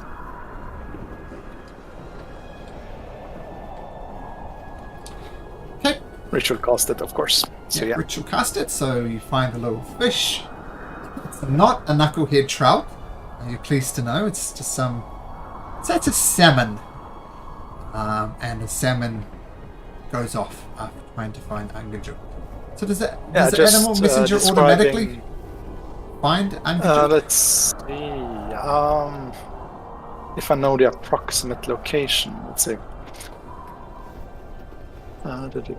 Location you must have visited. So this island or its circumference, and describe Angajuk, the giant whale with a orb on its back. Okay. And 25 words would be something like, Great Angajuk, we have a great, let's see, what's the word? Great There's need more of words you, going yeah. every second. Oh no, just, we have great need if you come to the dock at the southwest side of the island. A great shipwreck there, and a small dock. Okay. I think that should be enough, yeah. An hour goes by. Angajuk does not appear. The dome, I'll say the dome is still up for the first hour of it. But then at the end of the hour, the dome fades and the children start shivering uncontrollably again. can just recast it before it fades, can't we? Can Yeah. you? Yeah, just start 10 minutes before. Okay, Yeah. sure. Ritual, right? So it drops, comes back up again. 2 hours go by. No Angajuk. Do you continue to wait? I continue to send out animal messengers to each corner of the island. Okay. Same message. So throwing fish after fish as animal messenger. I say that speeds things up. So at the end of the 3rd hour, the mighty Angajuk appears. And he says, "You have summoned me. I have returned. Do you require transport back to the main island?" First off, going to cast. Let's see. Who wants to do the talking? You Okay, do the okay. talking. I do talk. Okay, I'm going to cast enhance ability for advantage on charisma checks. Okay. And So I'll give that's- him guidance. Although enhanceability is not concentration, right? Or is it? It is, yeah. Oh, then I'll give you guidance. Guidance is concentration. Yeah, but it's from two different sources. Okay. So I'll You Go require up to Angajuk. transport back to the mainland. there is we came upon a situation. We found some poor, stranded people who have no means of protecting themselves in this hostile climate. And this is a great... we're asking a great thing of you. If you could do this, I will be in your debt in any kind of way. To what's the word? Help these people. Let them stay in your orb. You can show them around and keep them safe. And next we call for you, we'll be ready to leave the island with people. Is that something we can ask of you? You can ask anything of me, and I will do my best to do that for you. My interactions with humans and all those land dwellers hunt my kin. They boil their bodies for oil to power their wicked lands. You have proven yourself to me. These creatures have not. You insist that I keep them in my safe for days upon days. I am not some They are- servant for you. No. These are good people. They are not whalers. And they mean you no harm.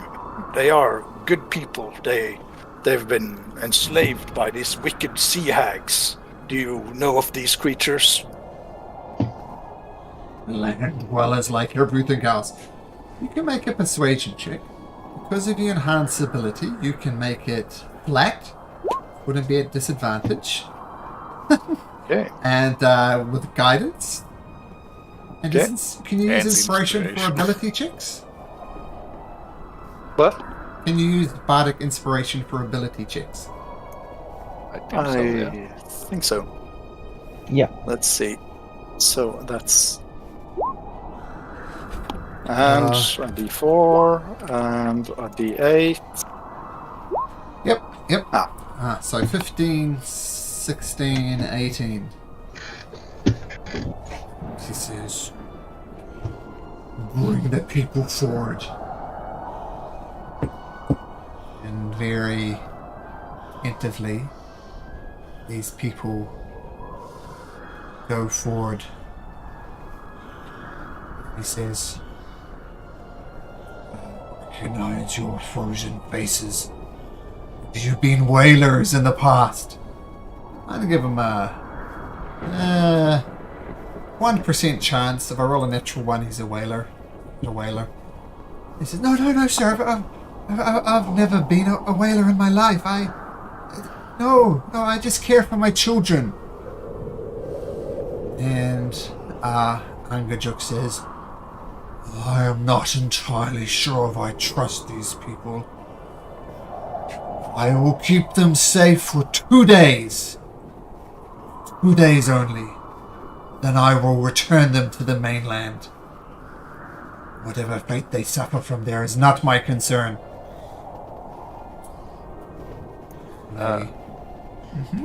Do we understand what he's saying? Yeah. He's Okay. speaking common. I'll just say, if you need to return them to the mainland, return them where we met, where the shack is, so they can stay there until we come back. So be it. By the way, do we have any cold resistance stuff we could pass on? We have 1 potion of cold resistance, but that won't help much. Last an hour. You can make them good berries. They can eat 4 of them now, 4 of them next morning, and we can give them some rations that'll last them a few days. Yeah, I'm going to create some good berries and also say there is a... if it happens that this whale must deliver you to the mainland, do not worry. There is a shack nearby that can keep you warm. Is there any food in the shack? No, but we shall pass on some of our rations to you. And save these good berries for when you need them. They'll fade in about 24 hours, so keep that in mind. Okay. You do hand over some rations? Yeah, I've got 10 rations, and I'm gonna give 8 of them. As a DM, I haven't really worried about rations, so I'm going to assume you guys have stacked up on sufficient rations, and you give enough for 4 people to feast for 3 days. I'm going to give some of mine as well, so 3 rations of mine. 4. Okay. 4. So as long as you get back, I'm going to say within 4 days, they'll be well fed. And perhaps in the shack. I'll also give them 3 quartz gems. They're worth 50 gold each, just in case they need to make it on their own. Okay. From our bag of holding. That's 150 gold, which should last them a while. Okay, well, they say, I know we said some harsh things at the start, but this was the way that we kept our children safe. Do you provide us a chance, gold, rations, and a ride on a whale? We cannot thank you enough. We have nothing to offer apart from our gratitude, but I thank you. We'll be happy with just a little patience on your side. We'll try to join you as soon as possible, but we have important business on this island and we need to finish it first. I'm sure you do. I do have important business to attend to. My children are actually due to be picked up from school, so I just need to take my children to school if that's okay. Sure. And that's where we'll end it, guys, as I Okay. take their children off to school or pick them up. But I need to dash. But we'll see you guys next week. Well done. That was lots of fun, and well done on making a saving throw or dying stack. So Yeah, Well, that's always Several fun. times. always fun. Okay, but I gotta go. See you next week, guys. Take care. Bye bye. Yeah, next week. Thank you.